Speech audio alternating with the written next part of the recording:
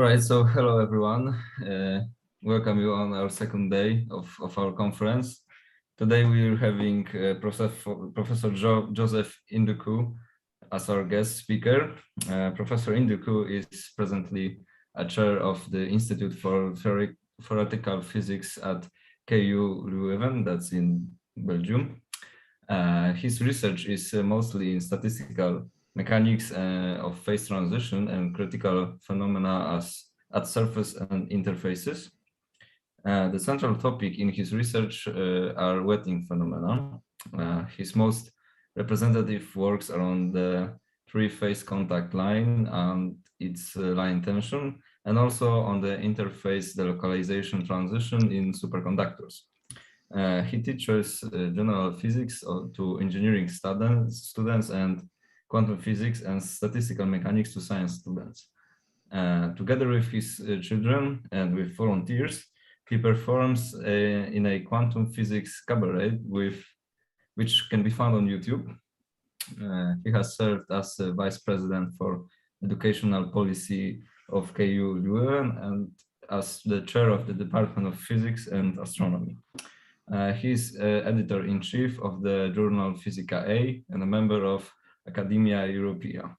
And today he will present us his presentation on how to use green function in blues. So thanks for being with us today, Professor, and the floor is yours now.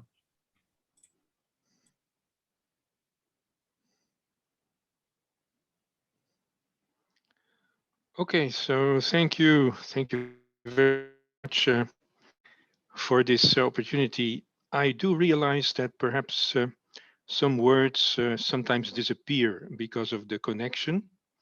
So I will make sure to repeat the main things at least once so that you have more chances to hear everything, okay? So I'm going to share my screen and I'm going to show you this first slide. I hope you can see the first slide now. And the title of my presentation, as it was already announced by the chairman, how to use the green function in blues. And this work has been done primarily in collaboration with Jonas Bergs, who is now my postdoc, and he was my PhD student. And he is soon going to leave Leuven for a postdoc in other areas of the world. And so he is at the frontier of big adventures momentarily. So I will speak about his results and his calculations, and also about some underlying ideas around this subject. So basically, let's go to the next slide, which is an acknowledgement. So I wish to thank Damian for this very kind invitation. And I give an overview now of what I'm going to talk about. So the first part will be about the blues function method for partial differential equations. So there will be time and space. And the second part will be on blues function method for coupled ordinary differential equations, which will be in the time variable. And for those of you who still don't know what what blues is, it's nothing more or less than beyond linear use of equation superposition. Okay, so let's go. Okay, so when you try to publish something, as many of you or all of you are doing once in a while, you have to take into account that peer review can be a very a very tough business, because the reviewer here is the reviewer is mostly adhering to this motto: let's stay negative. Yeah, let's stay negative. Okay, I think you understand in this context what it means, but of course, be prepared for war. Okay, so for example, this reviewer here is a reviewer of physical review letters, And in March 2019, Jonas and I submitted our what we thought was a very important contribution.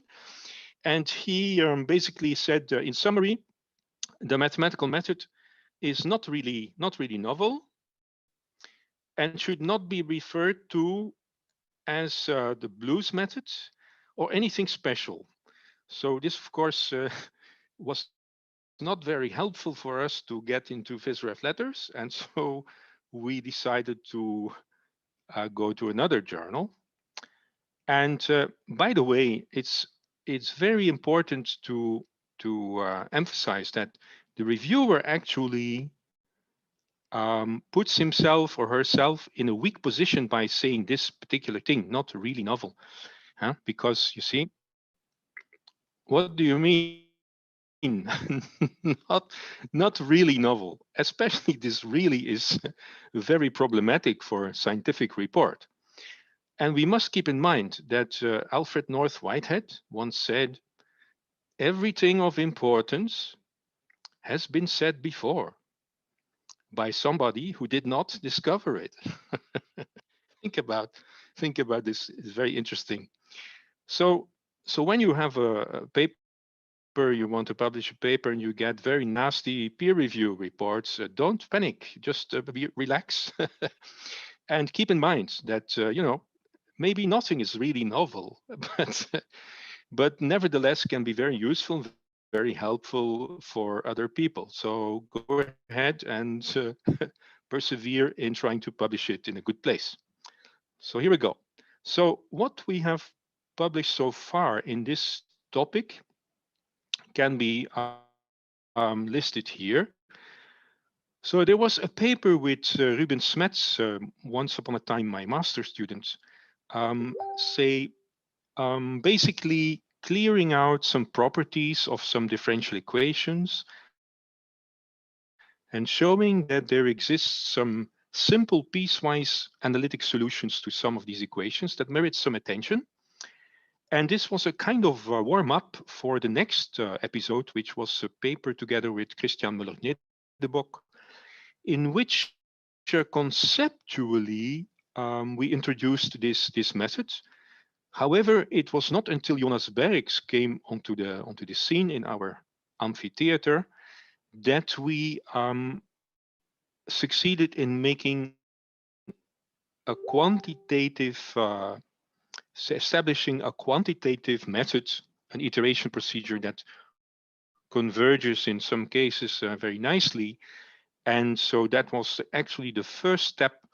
And this is when the physical review letter reviewer said that this does not merit anything special in terms of name or novelty. And so we published it. We published it in a letter in this JPhysA. Okay. And then afterwards, we thought that we could develop it further into something that became more and more useful, at least in our estimation. And so we published an open access JPhysA later with some more details and applications to ordinary differential equations.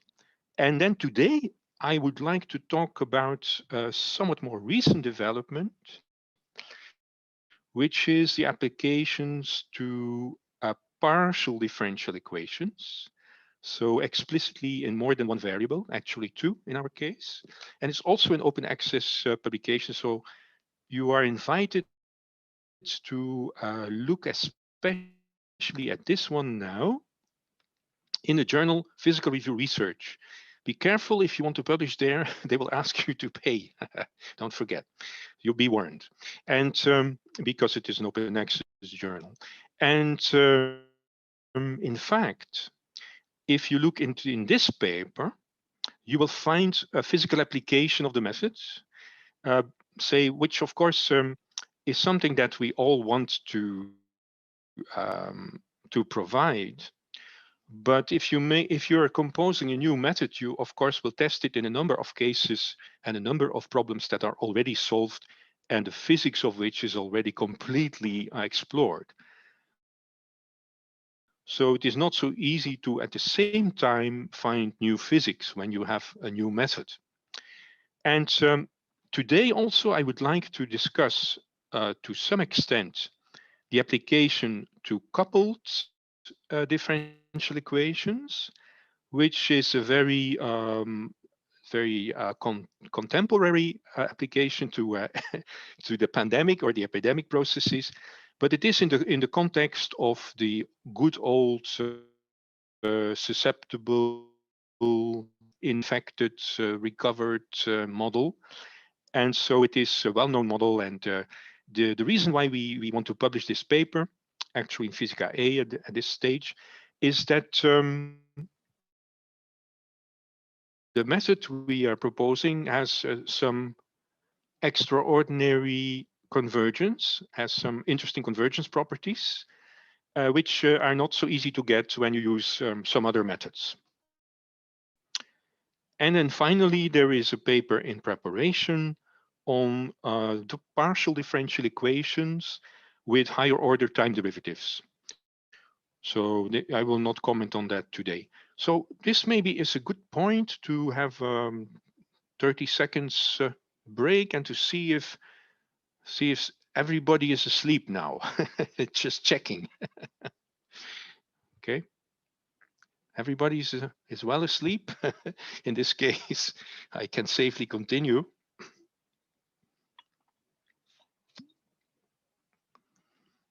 Okay, Alexander, everything is clear, yeah? Yes, I guess that everything's all right, but we have no sign of anything on the chat so far. Okay, okay, great. So now we go into the technical part, and I'll try to make it exciting because otherwise nobody will continue listening. So let's go. Okay, so we're going to concentrate on partial differential equations now, and you will see if you look at papers that precede uh, 2021, so let's say 2019, 2020, we have been working on these ordinary differential equations. And in order for the method to work, we needed to put an external source term, an inhomogeneous external source term, in order to have a platform on which to start our iteration process.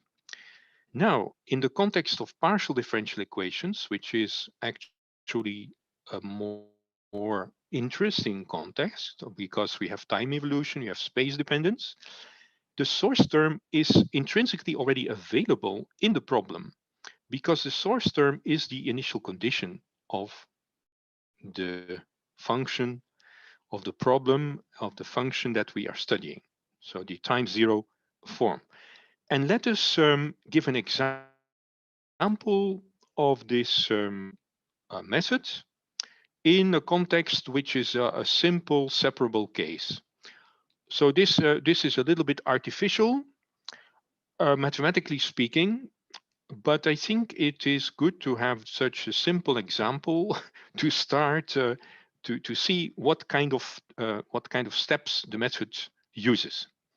So the nonlinear operator acting on the function u is the time derivative of u minus the second derivative in space. So this part looks like a diffusion equation problem, plus a nonlinear term, which is the function times its space derivative.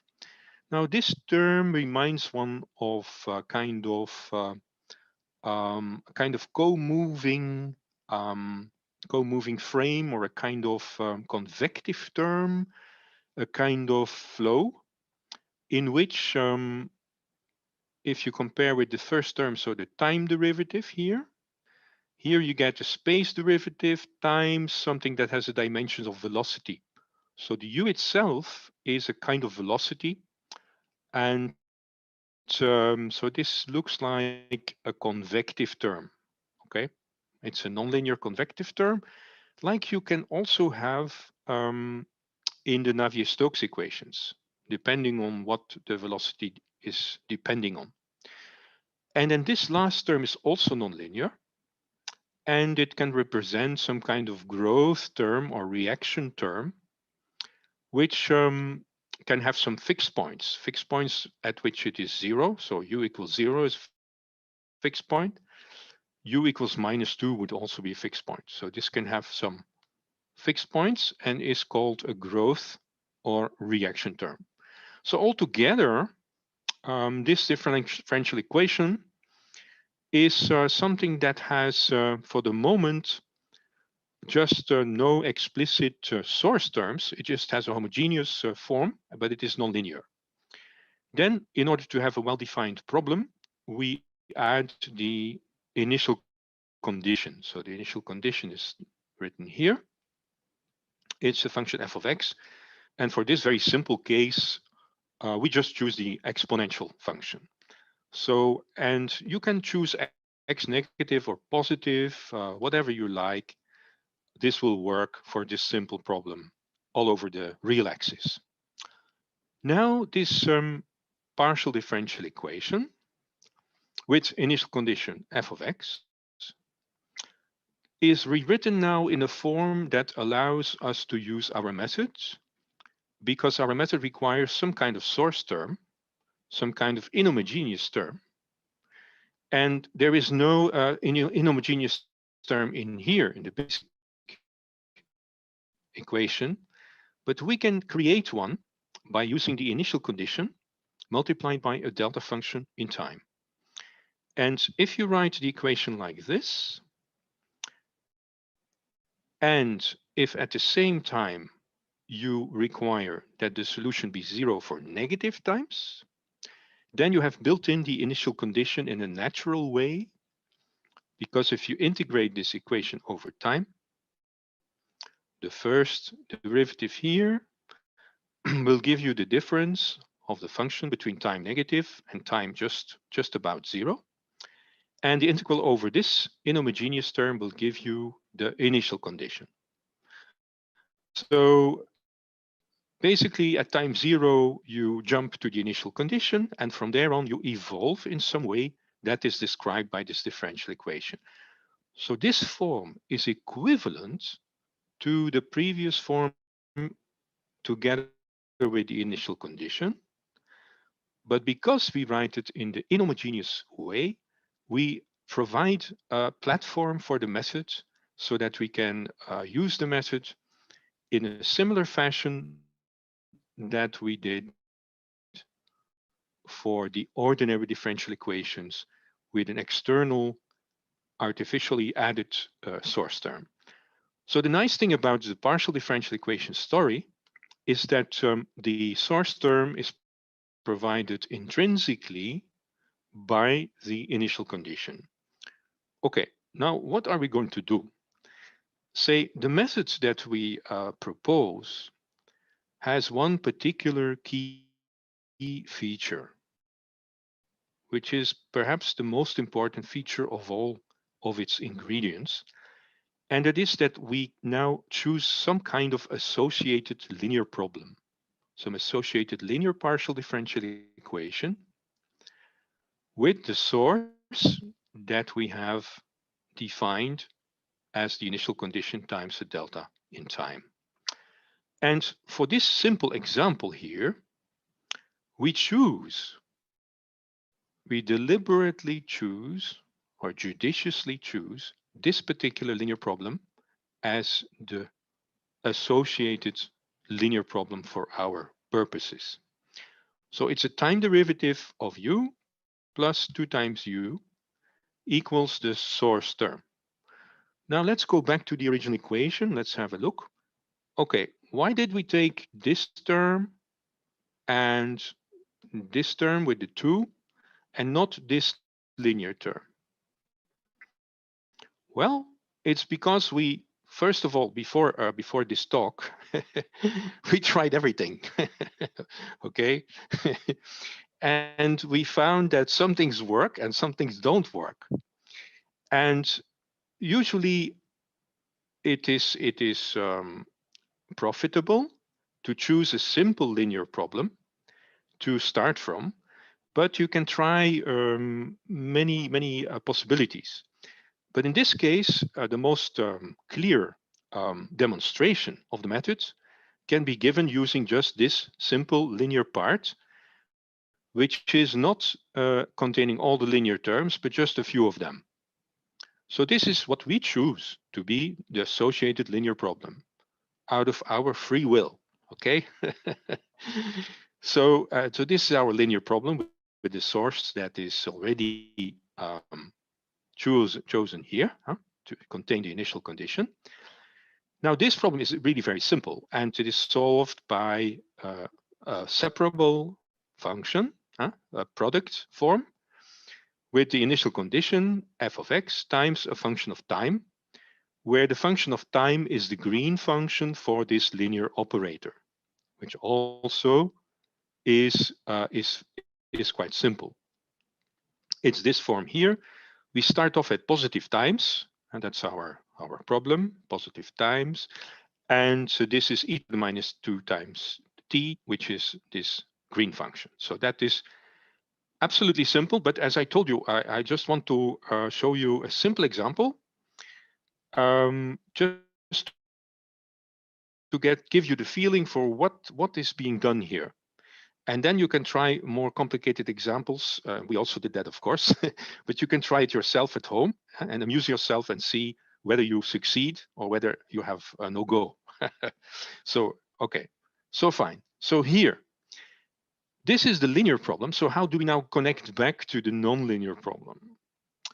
So we define the difference, the residual, the difference between the linear and the nonlinear in this way. So we take the linear one and we subtract the nonlinear one. In this example, the linear one depends only on time, and the nonlinear operator involves both time and both space derivatives, as you remember. So we get this particular equation 6, which is called the residual equation. And now the method, what the method wants to do is to bring in the physics of the nonlinear problem in an iterative procedure, starting from the linear problem that we have chosen to be associated with the nonlinear one. And our goal is to set up an iteration sequence for the solution of the nonlinear equation number 3 that we have written in such a way that the source is visible on the right-hand side. Now, what are we going to do? So the key assumption of this method is that a solution can be found in the form of a bivariate convolution, which we indicate with star, of what we call the blues function, which in this case is the delta in x multiplied by the green function of the linear problem that we just have chosen, and the convolution of this function b with a new source phi, which we will have to calculate. And the assumption is that the solution to our nonlinear problem with the source psi can be found by convoluting the function b with the source phi, which we will have to calculate. So this is the form of the solution that we propose. The b we already know because it contains the green function of the linear problem that we have chosen to be associated with the nonlinear one. The phi we don't know, but we can calculate it systematically in an iteration procedure. How is this done? So the nonlinear operator acting on function u is then the nonlinear operator acting on this supposedly representative form of our solution. And this must equal the source psi, which contains the initial condition and a delta in time. But the nonlinear operator can be written as the difference between the linear one and the residual one. Now, the linear one has the property that if you apply it to this convolution, because b essentially is the green function of the linear problem, you get the source phi back, but we don't know what phi is. So wait a minute.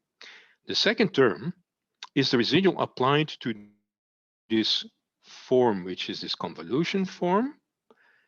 And so what we're going to do now is to read the equation backwards. We want to calculate phi, and we know psi.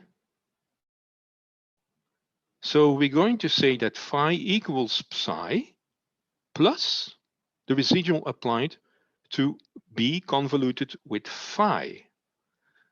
And because phi again is equal to psi, etc., etc., we get a chain, we get a nested chain, and we get an iteration procedure. And for phi, and so the solution is b convoluted with phi. And that is called our u, and in zeroth iteration, it's the convolution of b with psi. Okay.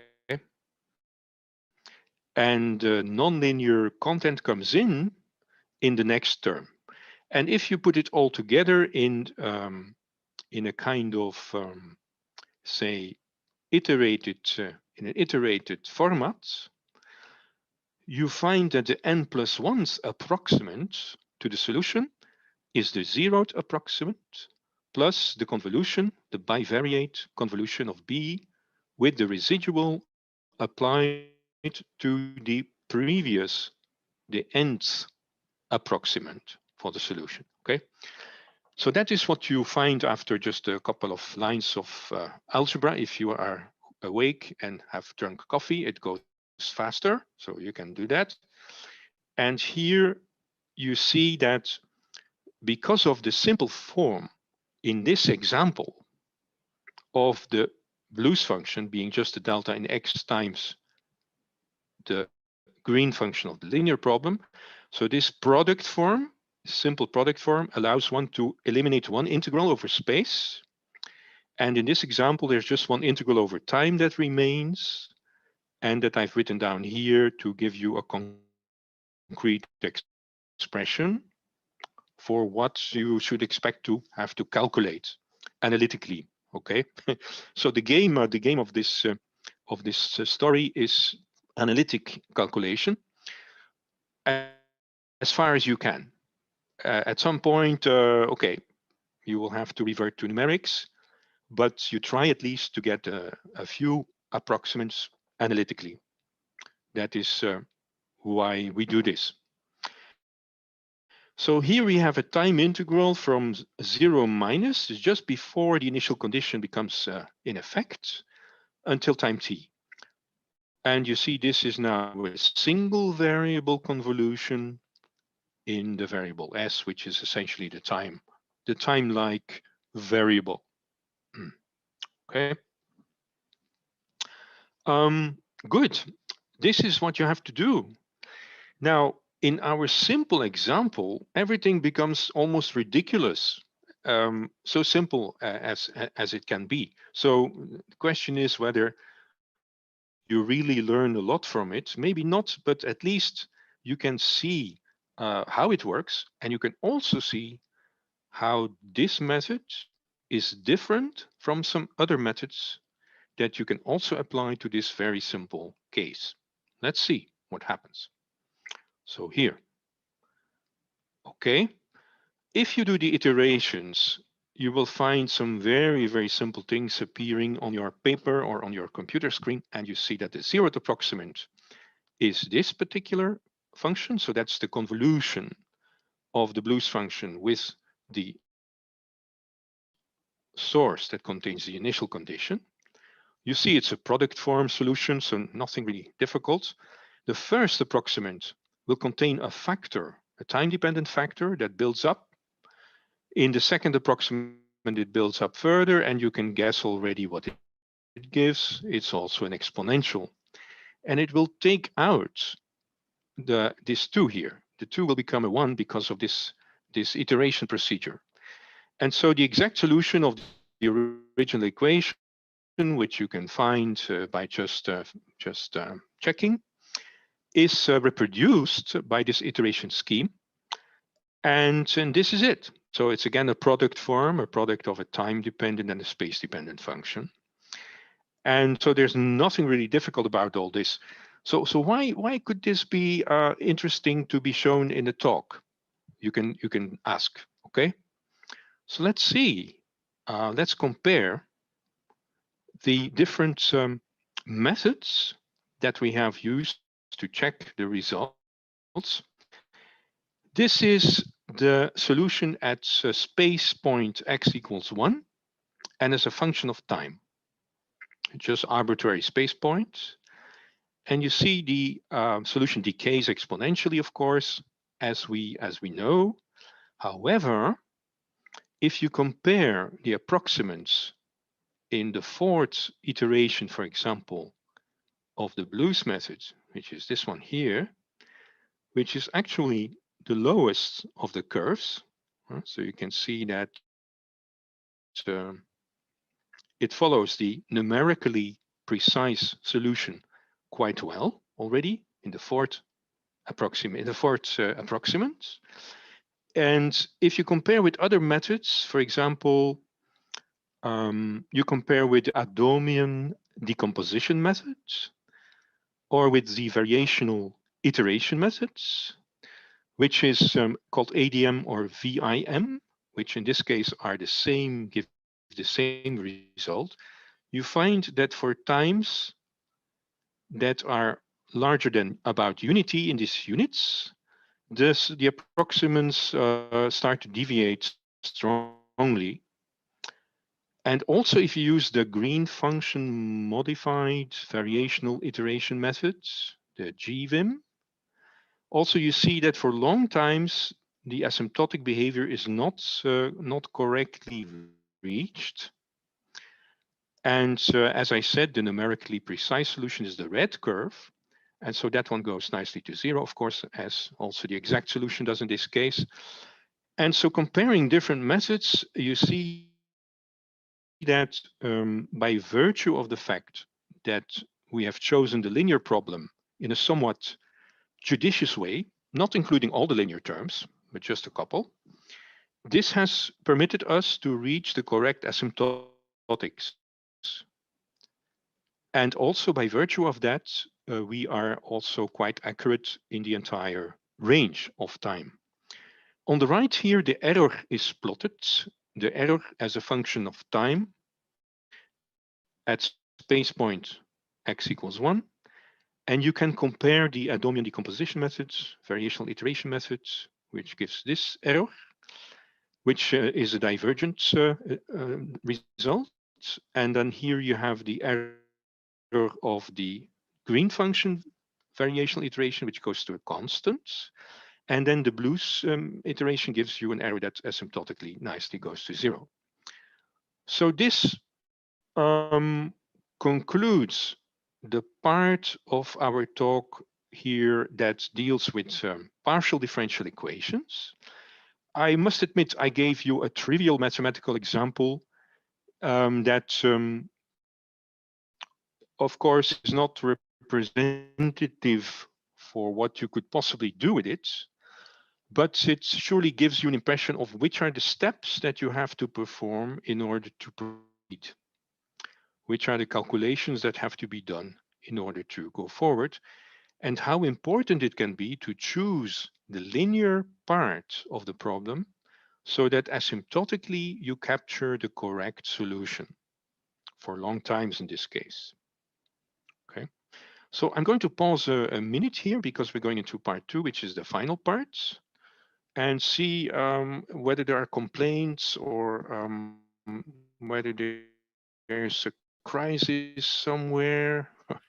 Well, there are no Or worse. complaints. There are no complaints. I see some comments that people say that they like that the green function was in green and the blues function was in blue on your presentation.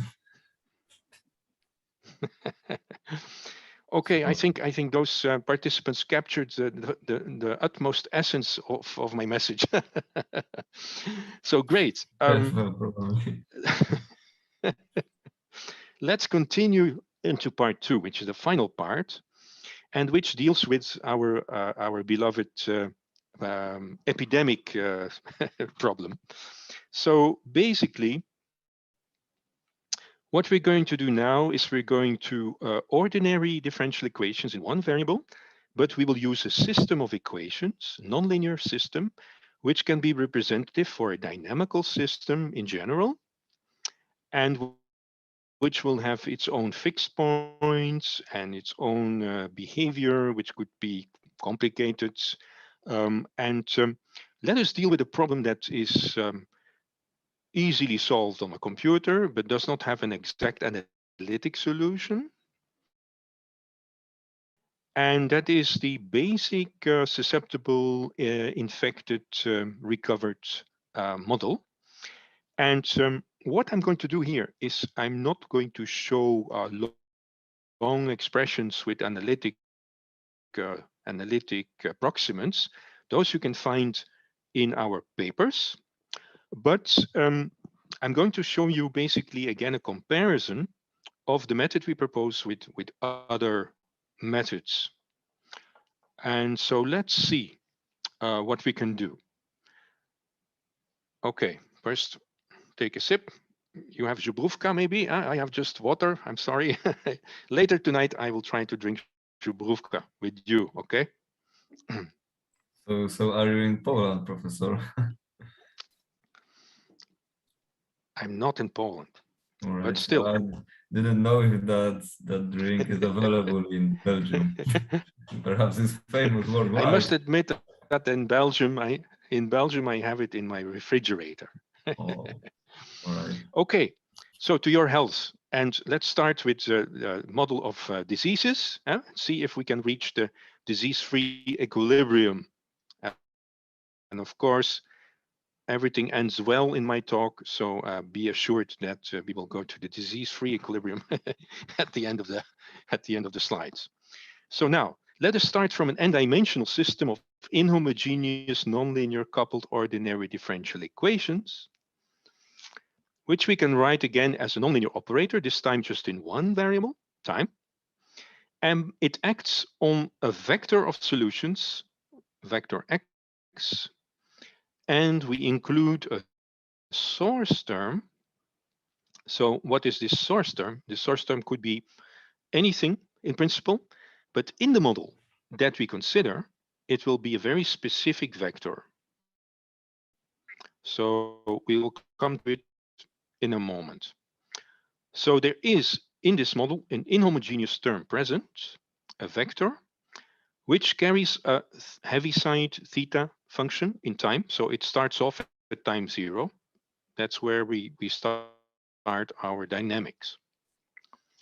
Okay, so this is our initial formulation of the problem.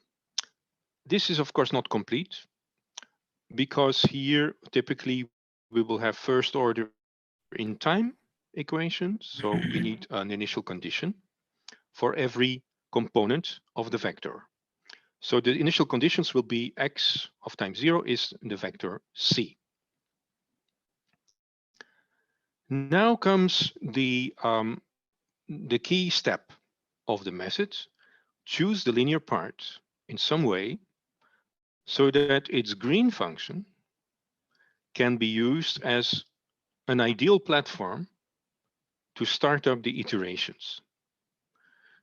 Hopefully, a procedure that will converge to the correct fixed points at long times. So again, we look at this problem, and we define, and in a moment we will do it in the SIG model. But here at this very particular moment, we do it in a more abstract way. So the residual operator will be this difference between the linear and the nonlinear operator. And the linear operator is a time derivative minus a matrix multiplied by the vector of solutions. Okay. This is our linear operator. What is the matrix A? We will specify it in 1 or 2 slides from now. On the right-hand side, and now comes what we have learned a few slides ago, we have the source terms, but we also incorporate the initial condition as an extra source term. So the source term that is present in the problem has a theta function in time. The initial condition source term has a delta function in time. The two together we call our source psi. Again, since this is a first derivative in time, this formulation allows us to let the solution jump to the initial condition at time 0, coming from 0 at times negative. Okay. So this looks pretty much like we've done before, but now we have just one variable, but we have a vector of solutions. So coupled differential equations. So basically, a solution to the nonlinear system rewritten in this form with the source psi, incorporating the initial condition in the source terms, is our problem that we will solve. And we apply the same reasoning as before. We ask that the solution be a convolution, in this case, a single variable convolution. So monovariate convolution between the green function of the linear problem, which we promote to being the blues function of our approach, convoluted with a new source, the end iteration of which is phi n. And so this is the end approximant. This is the end approximant to our solution. You derive it in an iterative fashion using this procedure. And you see that the zeroth order, or the zeroth approximant rather, is the convolution of B with the source psi. And the correction to it is the convolution of the blues function with the residual applied to the n-1th, n-1st approximant. Okay. Now, specifically for the CIRS model, so we have susceptible, infected, recovered, possibly again susceptible, which is this cartoon here, and I will explain it to you. But I was also thinking by surprise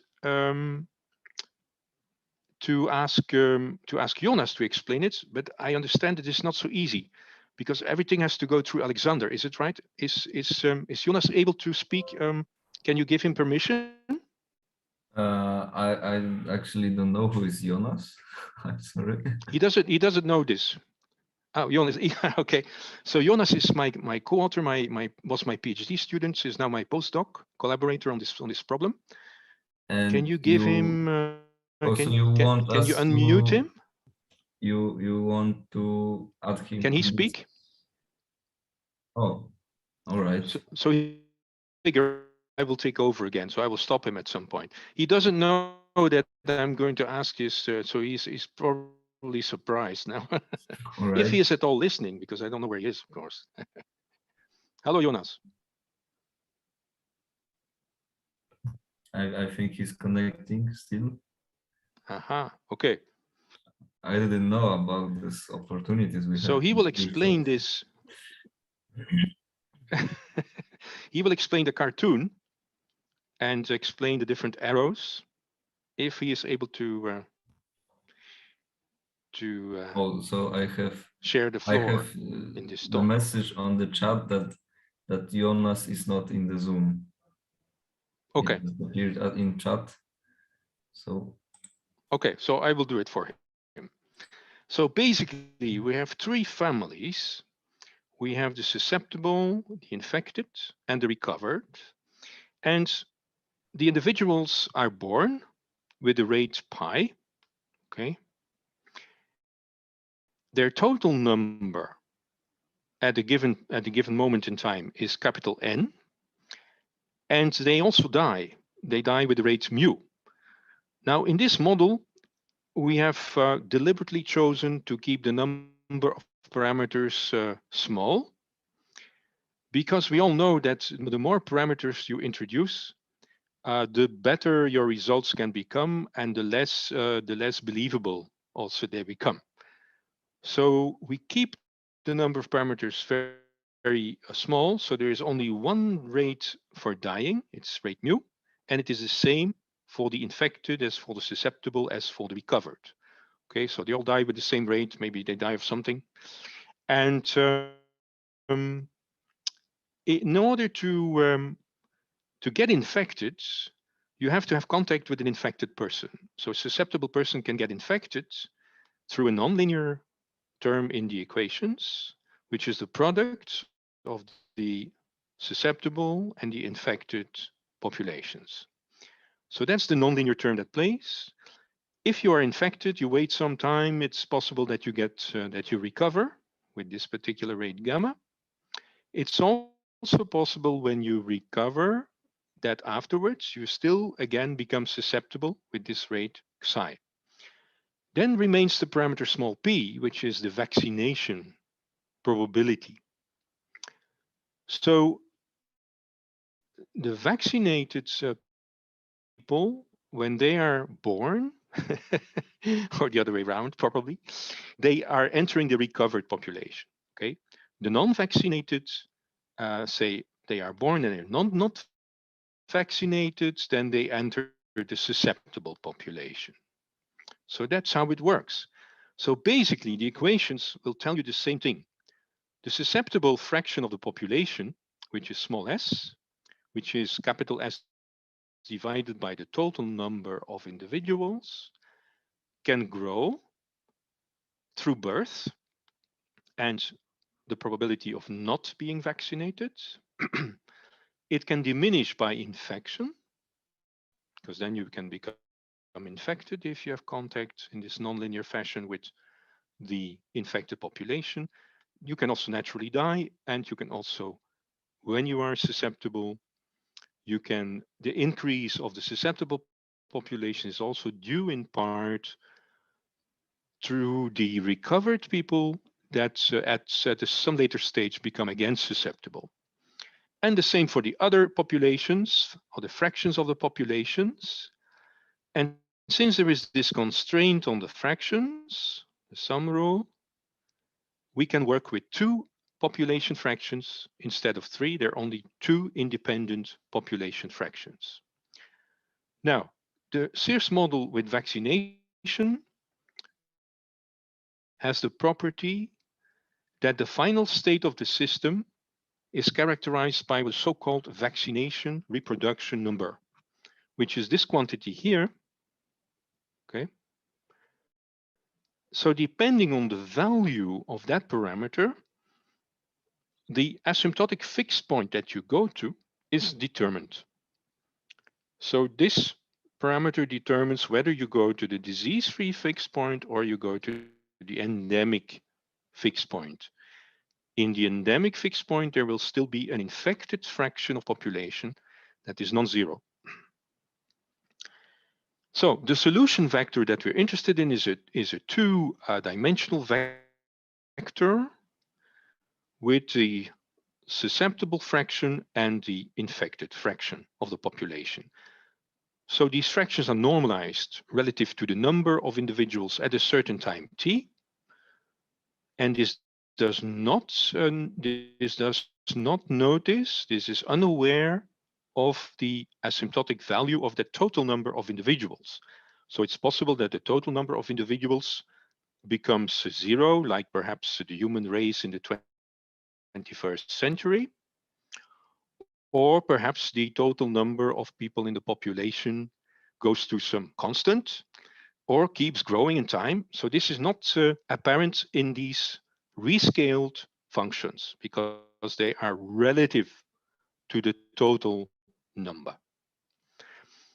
So specifically, the source vector contains the intrinsic sources of the problem. We will see them in a moment, and also the initial conditions. So let's have a look. So, okay, let's have a look perhaps at the, no, let me do this. Let me first go back to the equations. As I said, we work with two functions now because there is a constraint, and the recovered population is just 1 minus s minus I in scaled variables. So we have two differential equations that are coupled. And why is this so long now, and why does this look complicated? It is because I have included the fixed point values explicitly, and I have used variables that are defined relative to the fixed point values. So the equations are still the same as before, but there are terms that are introduced and then again subtracted. Introduced and then again subtracted. So that it becomes clear that, for example, here we have the difference between S and its fixed point value. And here we have the difference between the infected fraction and its fixed point value. The fixed point values are known a priori, in simple terms, as a function of these parameters. These fixed points that are reached are once and for all determined by the equations and the stationary solutions of those equations. The interesting physics is whether or not you approach those fixed points and which fixed points you approach and how fast you do this. So these are shifted equations, which are interesting because they help us to define properly the linear part of our problem. As you remember, the success or the failure of this calculation depends on the choice of the linear part of the differential equations that you want to work with and that you want to calculate the green function for. And so if we shift the variables so that they become relative with respect to the fixed point values, then the equations take this form. And then we can successfully define the linear operator, choosing the linear operator matrix to contain information about these fixed point values. If we choose the linear part in this way, then we guarantee that already the zeroth approximant, as well as all the further approximants, converge correctly asymptotically for long times to the fixed point. If we do not choose the linear part in this way, if we, for example, do not include the fixed points here, then we do not converge properly. Instead, we go to a different constant or we diverge. And this is what the other methods do when you apply them to this problem. So perhaps the only specialty of what we are proposing is the choice of the linear problem, and that this be done in a way that guarantees convergence asymptotically to the correct fixed points. And then the iteration procedure will help us to converge rapidly or slowly, depending on the difficulty of the problem. So I'll comment on that in a moment, because we are not always equally fast. Here is a disease-free equilibrium that is approached as a function of time, starting from initial conditions, starting from population fractions, here for the infected fraction, and here for the susceptible fraction. So in the course of time, the numerically exact solution of the problem, which is the red line, evolves in such a way that the susceptible fraction goes to a finite value, while the infected fraction goes to 0, and I promised you to show you, to keep you safe and to show you the disease-free equilibrium, which is the equilibrium here that is reached for these parameters. Now, the other methods that we have compared with, for example, the Adamian decomposition methods in the fifth iteration or fifth order, as you can see, it starts off okay, but then it diverges at times larger than unity, basically. The same fate for the variational iteration methods in fifth iteration or fifth order. The same for another method, the HPM method, which is a perturbation method, which goes like this, also diverges. And the Blues iteration in third approximant already on this figure cannot be distinguished from the numerical solution.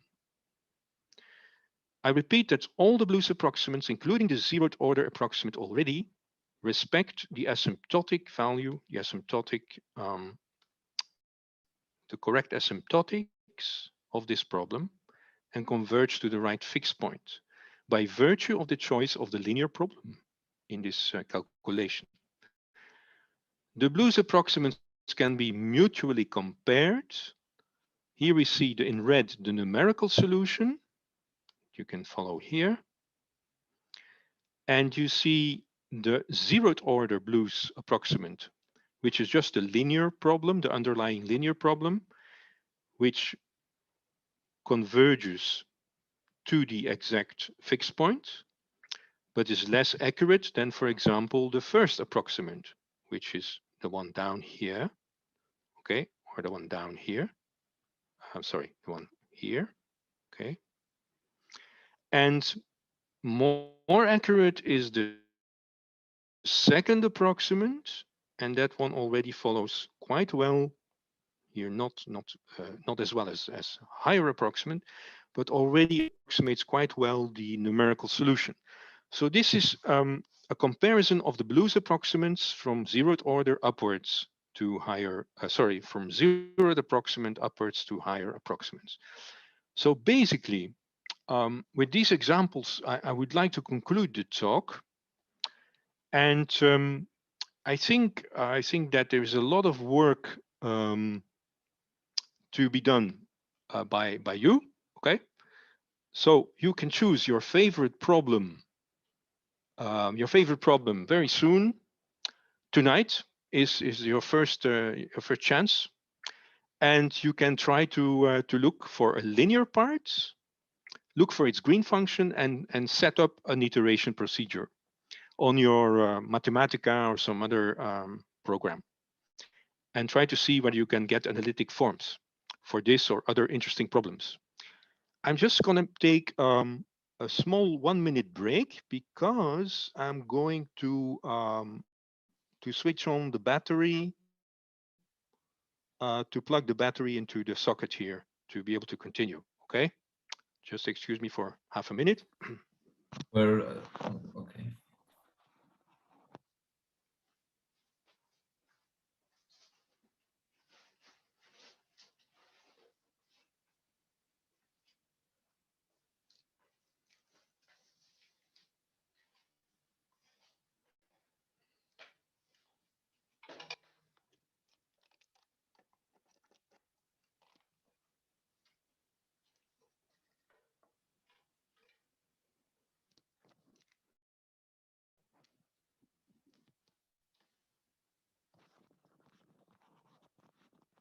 Okay, I'm back. You have been very, very kind. You have been very, very kind not to interrupt me. But I like nevertheless to take interruptions and questions, which of course makes everything more lively. So please,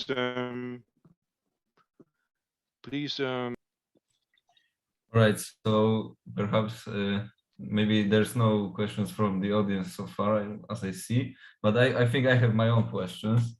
Can this method be used to solve equations like Gross-Pitayevsky equations or maybe Hamilton's equations?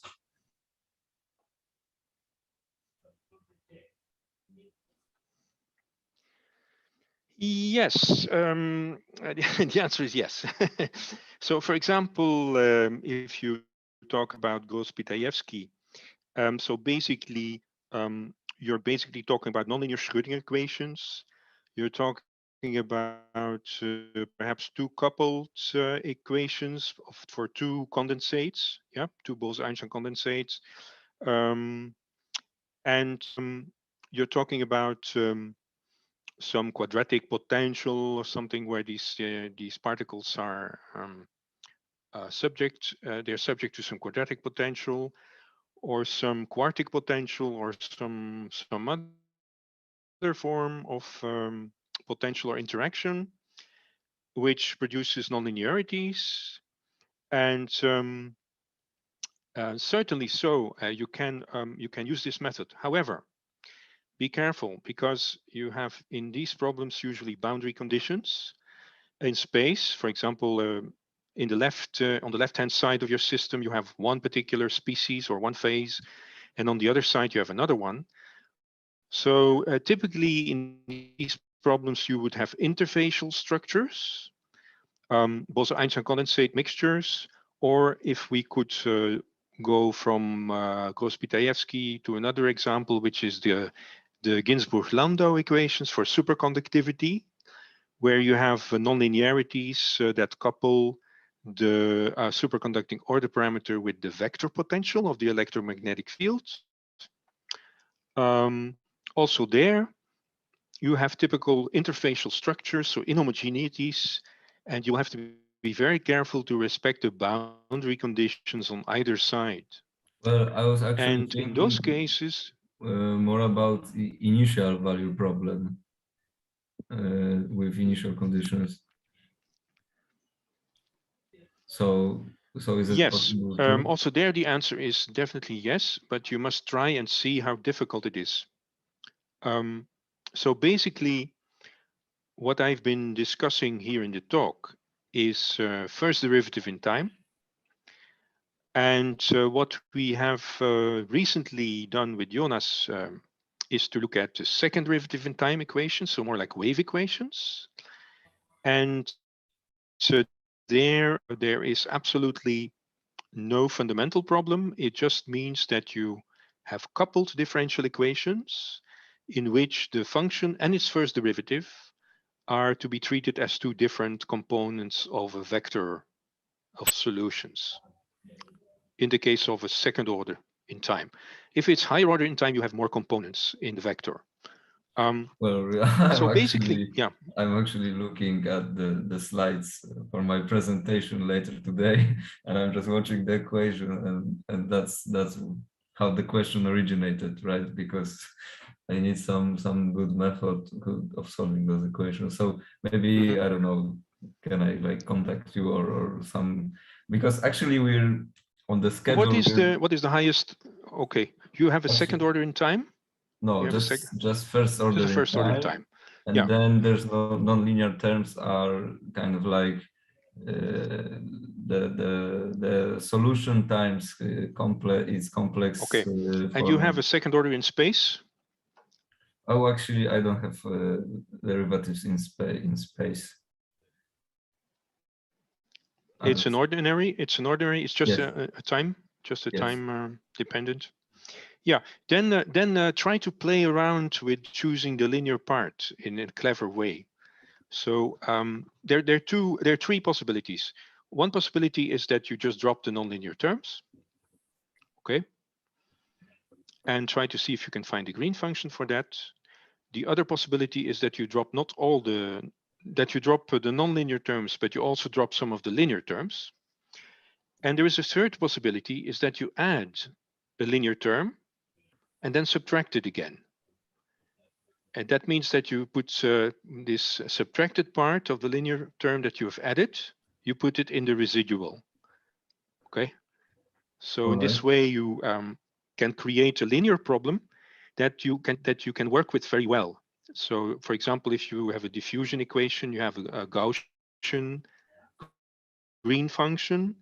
If you have the equations that we showed on the slides, you have exponential green functions. And try to make sure the green function is very simple, so that you can use it in the convolution and get analytic results. And you have to try out a few things. It will not always work, right? So you have to try and be lucky also. All right. Okay, so thank you for that. And in the meantime, I see we have a question from the audience, that is, what is the limit of this method? Okay.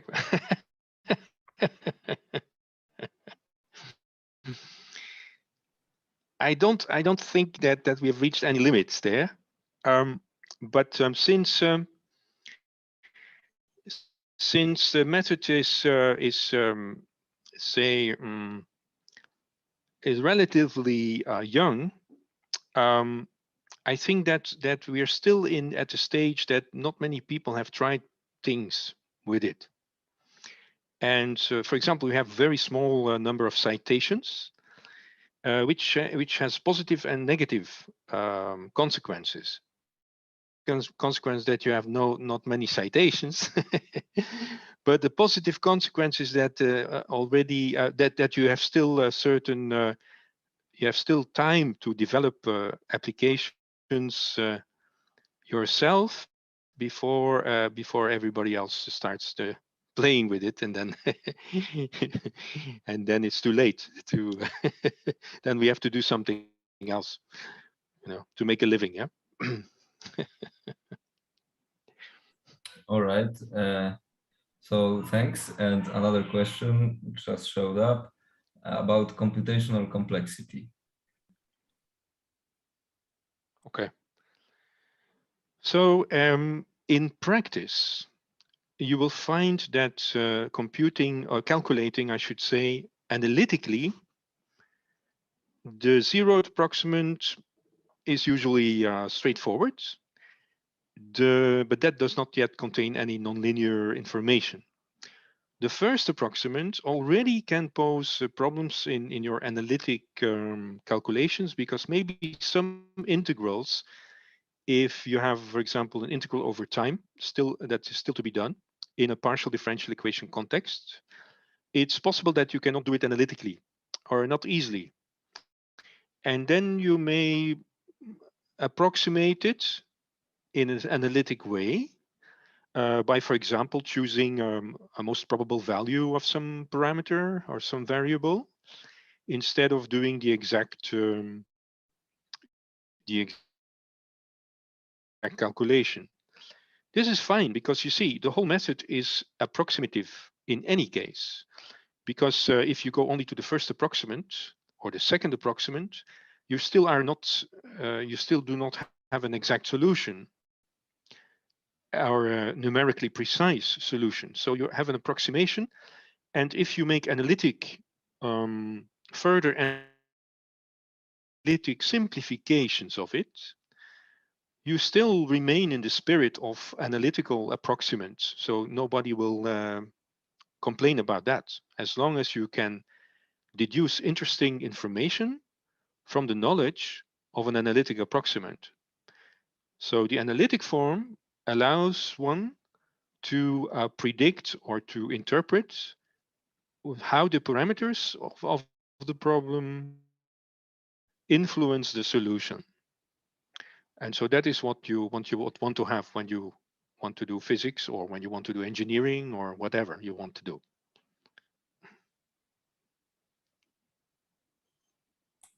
All right. Thank you for your answer.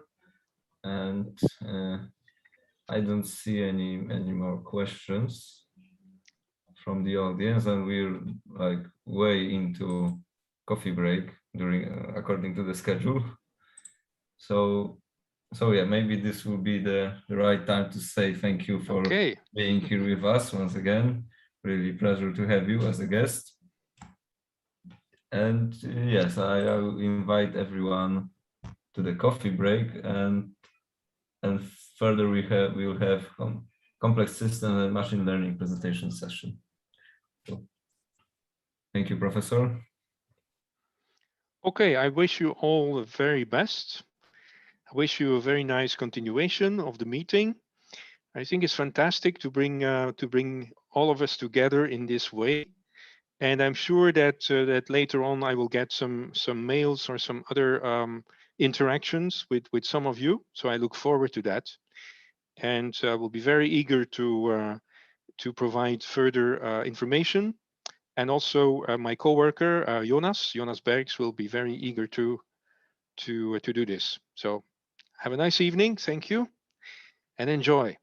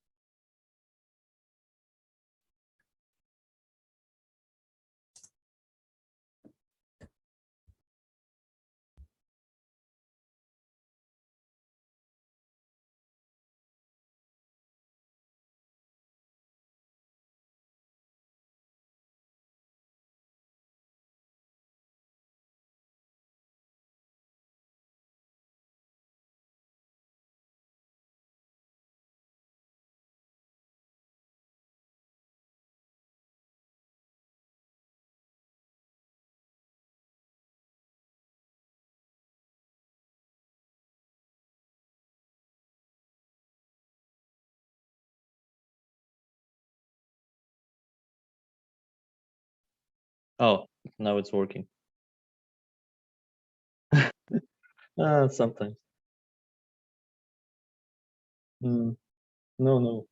Sometimes it's stuck for no reason. Okay, so we can start with the session, right?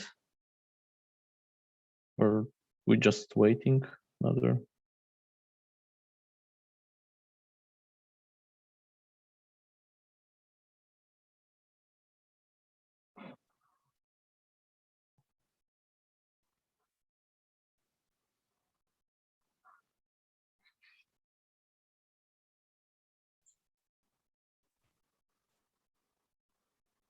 Hey. So it's work now? Yes. Great. Great. I had to click ask to unmute as a host. Yeah, sure. Okay. Wait. Wait, can you do that again? Okay, thanks.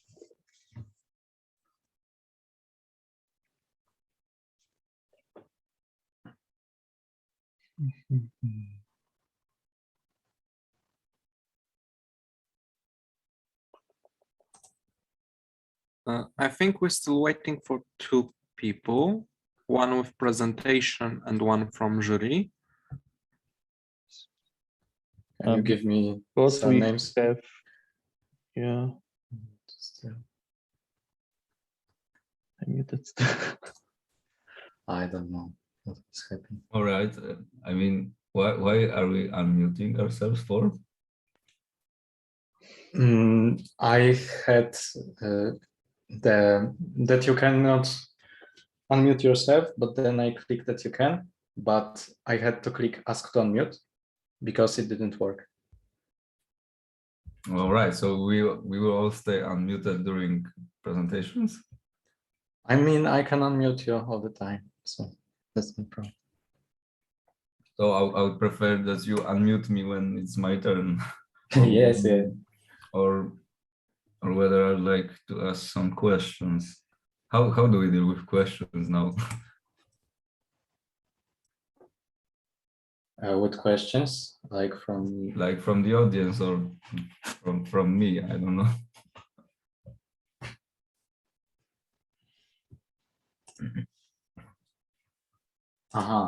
wait, now you can? Yeah. Yeah, now we can. Yeah. Yeah, it Okay. works now. But you know, if somebody want to ask a question or ask the question, and it will be.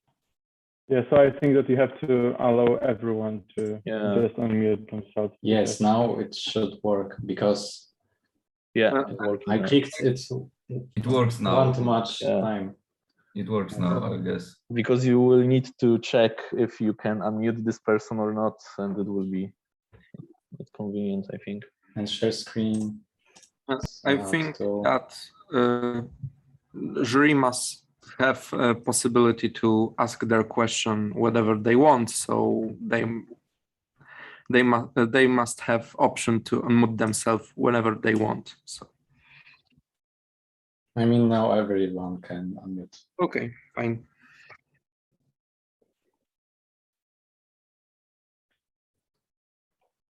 So I think we can finally start. We can? There's, I don't know. Can you see waiting room? Because I don't want to invite wrong person.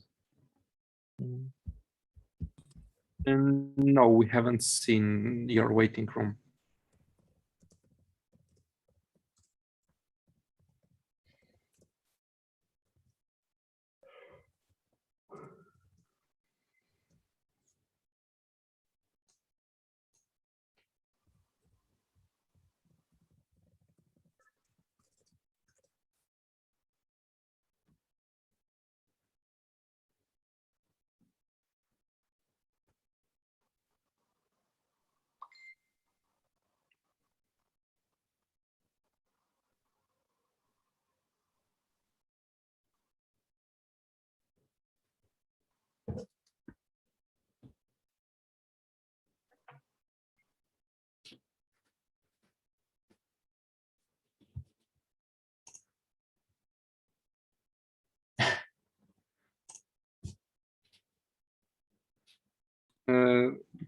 Bartek, what's the name of the last participant? The name? Yes, we still wait for one person. I think. Anas Ait. Yeah, Anas Ait Klich. The rest are present, I think. Yes, because I checked that too. Yeah. And this guy isn't in the waiting room that I even so. If you want to, we can wait, but if you don't want to, we can start and just push him at the end, because he was not last one, but the one previous the last one. So I think this will be the best option. yeah, So and if he appeared, if he appeared, we will give him an opportunity, but if not, we will not wait anymore if you want. Okay, so I don't know if you want to start right now. So welcome everybody at the Complex System and Machine Learning and Quantum Computing presentation session. How to be the participant on the great next session on this conference. We have few excellent talks here, and the first presenter will be Mikołaj Jędrzejewski from Department of Theoretical Physics from Wrocław University of Science Technology, and his talk will be about applying machine learning methods in data analysis. Okay, thank you. Oh, you are here. So the floor is yours. Can you see my screen? Yep. Okay, great. So hello, everyone. I will be talking about a project that I did this summer as a part of Particle Physics Summer School, organized by Institute of Nuclear Physics in Krakow. And I work on this project under the supervision of Dr. Jacek Biernat. And the topic of this project is applying machine learning methods in data analysis. But to be more specific, our goal was to apply boosted decision tree algorithm based on Python and XGBoost library for reducing background for the lead-lead collisions from Alice experiment in order to extract signal of JPSI particle decaying into E+ E- pairs. And to train the model, we used a mixture of experimental data acting as background and Monte Carlo simulation acting as signal. And we included two dominating JPSI production processes, so prompt production dominating in low transverse momenta regions, and non-prompt, which is JPSI decaying from B baryons. Okay, so let me start by speaking a few words about Alice experiment and JPSI. Alice is one of 8 detector experiments on LHC ring at CERN, and the detector is designed to measure particles produced in the collisions of nuclei at ultra-relativistic energies. And particle identification in Alice consists of many systems based on energy loss, time of flight, and Cherenkov radiation. And the main purpose of the experiment is to study physical properties of quark-gluon plasma, a state of matter created in such extreme conditions. JPSI is a meson particle consisting of a bound state of a charm quark and charm antiquark, and has invariant mass around 3.1 GeV over c squared.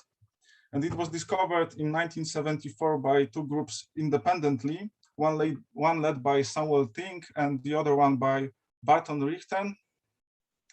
And the discovery was a huge accomplishment because JPSI was a definite proof of existence of charm quark. And both gentlemen were rewarded with a Nobel Prize in 1976.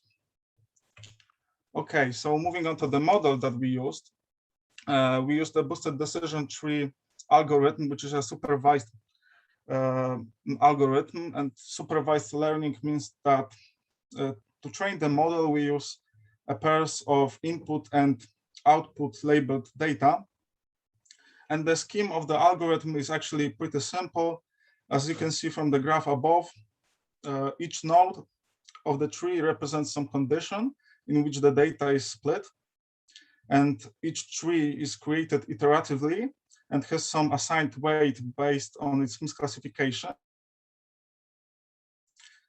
And boosting is a method of combining many trees into one strong classifier. And the output of the tree may be actually a classification tag or numerical value that can be easily represented as probability.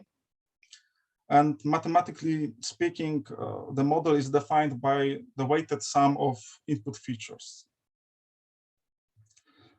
Here is the list of the input parameters that we use, and they are based on detector observables. I'm not going to discuss them in details, but we just found those to be the best. And training the model actually means to find the best set of weights in comparison to the input data and labels. And it is done by optimizing the objective function, which consists of two terms: loss function, which measures how predictive our model is in comparison to training data. And we used the most common one, so mean squared error, and regularization term, which controls the complexity of the model and help us to avoid overfitting. And here is a simple example, graphical example of how we want our model to fit the data. So we want to find a good balance of regularization term and loss function in order to have both predictive and simple model. Okay, we actually trained 3 different models for different transverse momenta ranges. So from 0 to 3, from 3 to 5, and from 5 to 10. We then tested the data, the models both on background data and Monte Carlo simulation. And these histograms on the bottom represent the predictions of our models, with 1 meaning the signal, the event is classified as signal, and 0 that event is classified as background. And these histograms are shown in a logarithmic scale of number of events. And we can see that for the background data, all models works really well, because majority of the events are correctly classified as background events. But when you look on the Monte Carlo simulation, you can actually see the worst performance for the last model, so from 5 to 10 PT. And this is connected with something you can see on the top plot. So high signal to background ratio in high PT regions. And since we used experimental data as background, the algorithm gets confused and starts to classify some of the events as background. This is once again plots from testing phase, but for 2 different models with different number of iterations, so 1,000, 3,000 iterations. And generally speaking, increasing the number of iterations can improve the accuracy of the model and the precision of the model, but increasing it too much results in overtraining the model. And if you look at the plot, at the right plot for 3,000 iterations, it may seem like this model performs better than the on the left side, but it is actually an overtrained model. And an overtrained model just becomes more certain about its predictions, even though they may be wrong. And when that happens, it just becomes harder for the algorithm to label new data, because the model learns the training data really well and remember the patterns from training data, but it will have hard time to label a new data. And to actually evaluate the performance of the model and to illustrate the diagnostic ability, we can plot a receiver operating characteristic, which is plot of true positive rate versus false positive rate, where true positive rate means correct classification and false positive means that that a background event is misclassified as signal. And to quantify this, we can calculate area under the curve, which represent the accuracy of the model. And of course, the closer AUC is to 1, the better the model is. And as you can see from the plots here, the accuracies of our models are around 88%. For the last model, even 91%. So that's a really good result. But what's important here that these plots actually show two different curves from training and validation phase. And it's important for those two curves to overlap. Otherwise, if there's a big difference between them, it just means that our model is overtrained. And you can actually see some difference between those two curves on the last plot for 5 to 10 PT model. But this is also connected with what I mentioned before, high signal to background ratio in these regions of PT. And finally, we applied boosted decision tree on a large experimental data set. We made a prediction cut at 80% so that every event with prediction higher than 80% is considered signal event. And the top plots represent the raw data, so before applying boosted decision tree, and the bottom ones after applying the boosted decision tree. And we can see that that the algorithm did a pretty good job with reducing the background.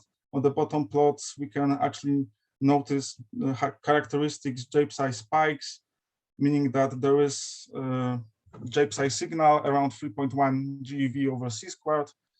When it comes for the last model for 5 to 10 PT, we can actually see JPSI signal on the raw data.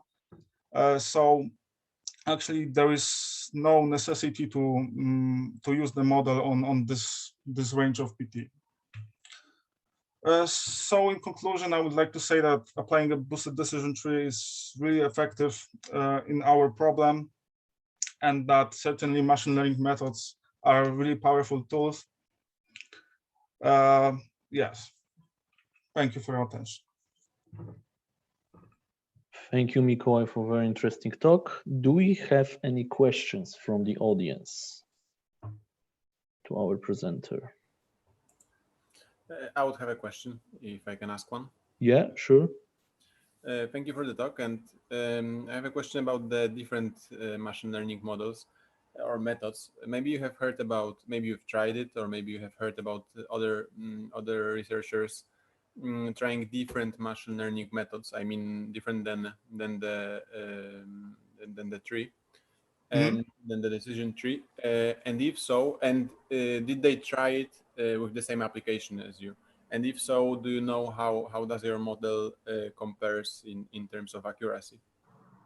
Yes, so I've seen that some group used Bayesian neural network on this problem, and they've reached like similar accuracy, maybe a little bit better. But you know, Bayesian neural networks are really more sophisticated and complicated algorithm than boosted decision tree.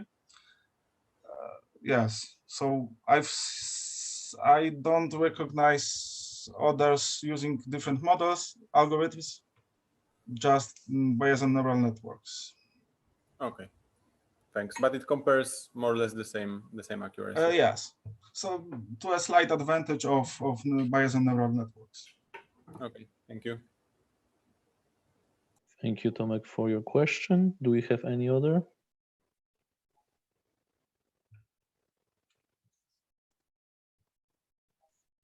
I do not see. Maybe I will have one naive question at the 10th slide, I think. You show us, yeah, this picture exactly. When I increase the number of iterations, this picture become more thinner and thinner. Yes, so that means that model becomes more certain about predictions.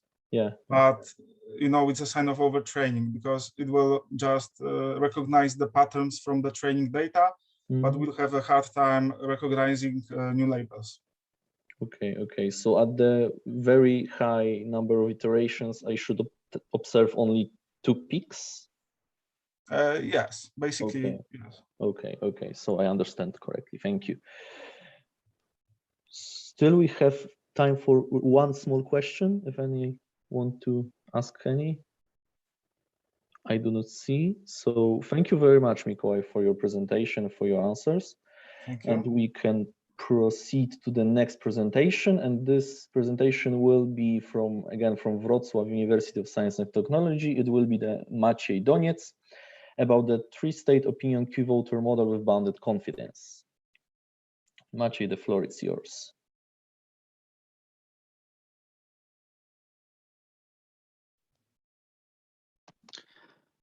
Hello, everyone. Do you see my screen?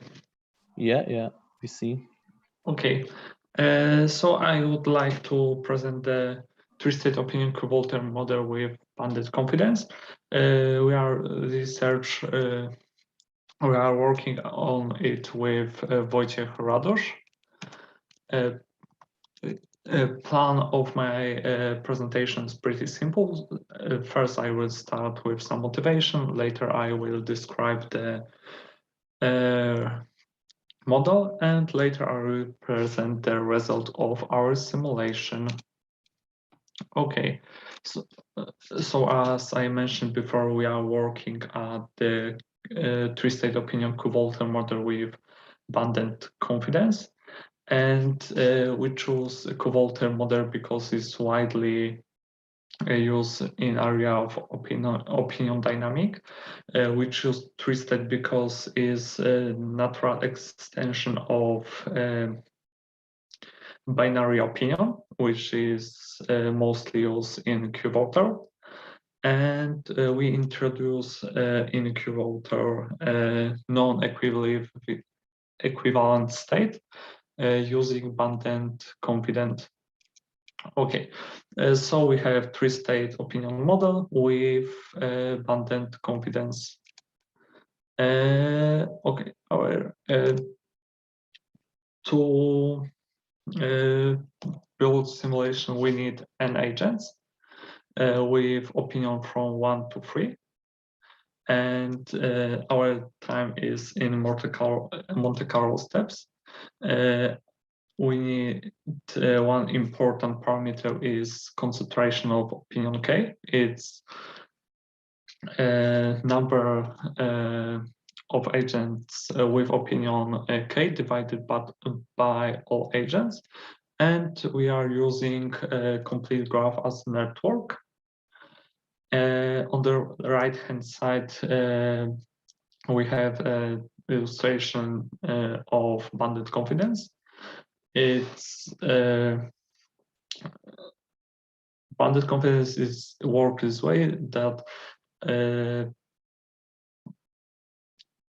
agent can't change their opinion very much. They can only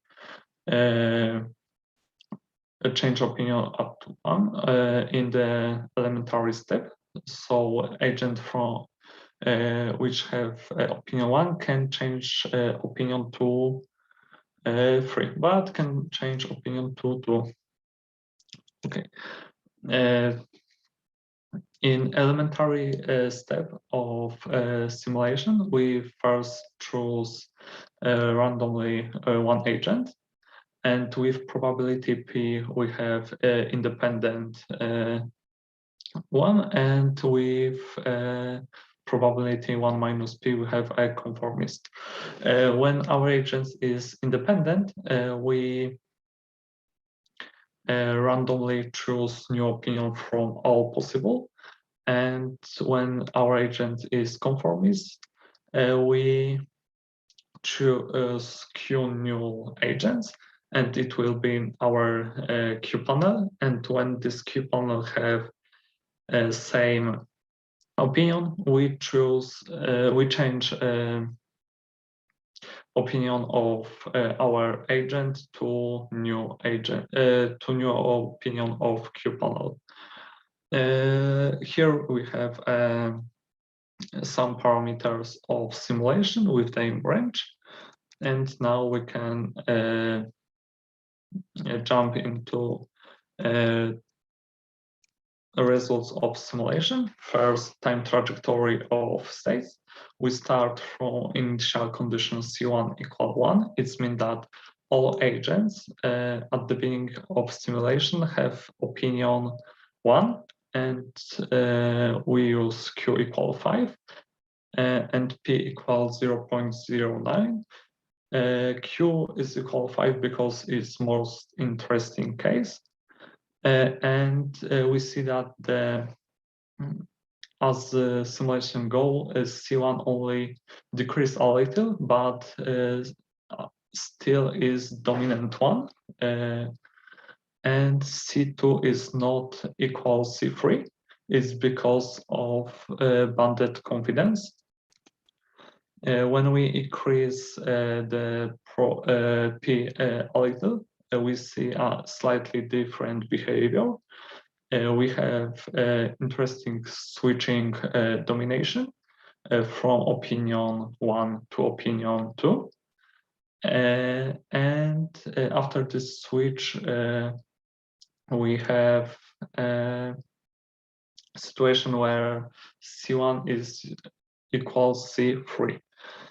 We start from the same initial condition, C1 equal 1 and Q equal 5. When we again increase P, we see that this change in become faster, and still behavior is pretty similar.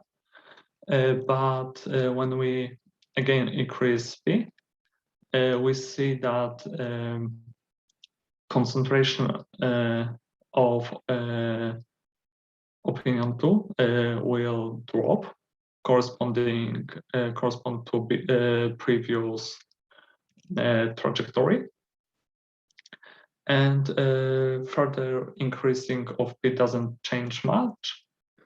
Yes, so now we can, for all of this trajectory, build a stationary state diagram.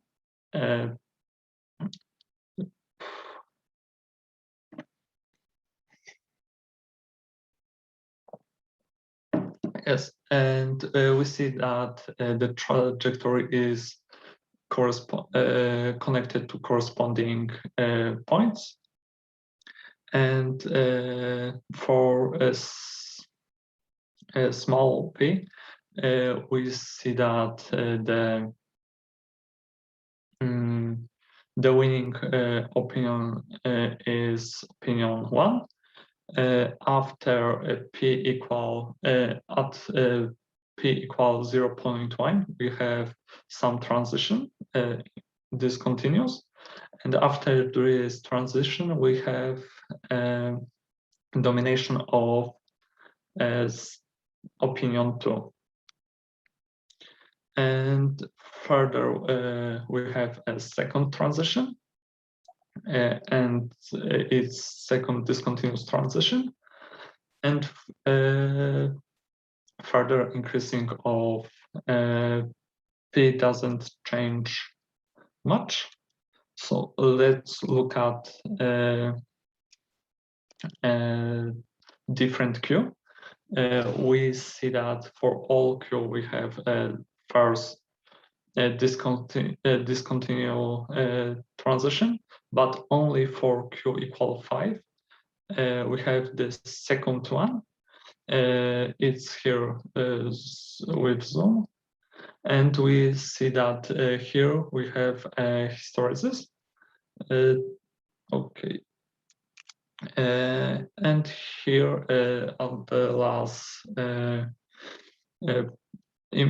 graph, we have all concentration of opinion at once, and we see it clearly that after switching after domination C opinion 1, we have domination of opinion C opinion 2. Okay, so conclusion. We analyzed the Kumquat model with 3-state opinion and bounded confidence.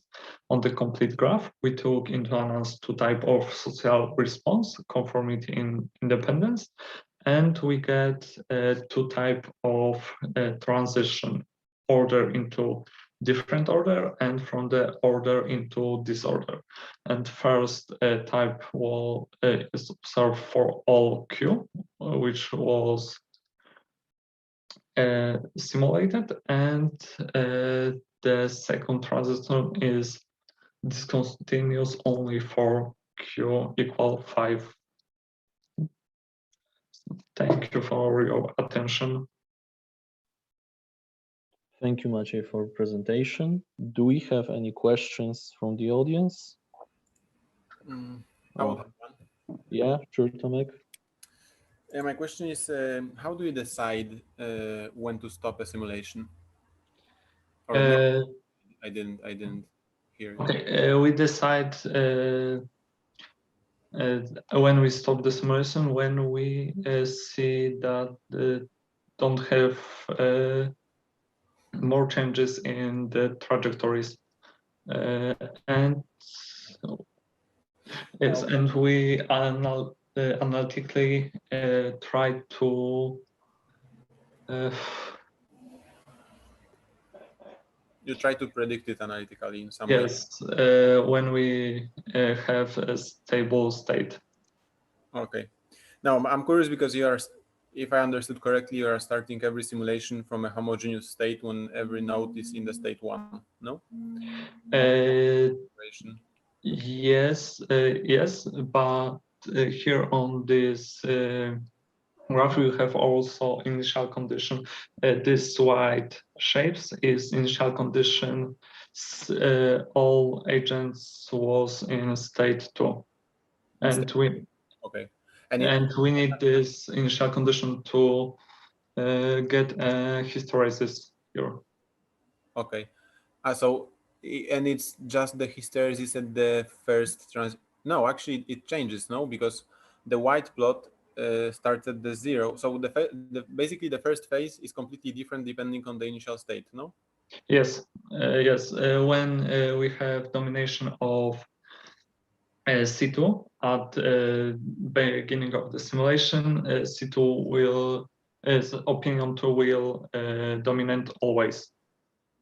Yeah. So I mean, what I really wanted to ask is, because you are not starting in a random state or like header state where you have more or less the same number of nodes in every state, you are obtaining different results for the first phase depending on your initial condition.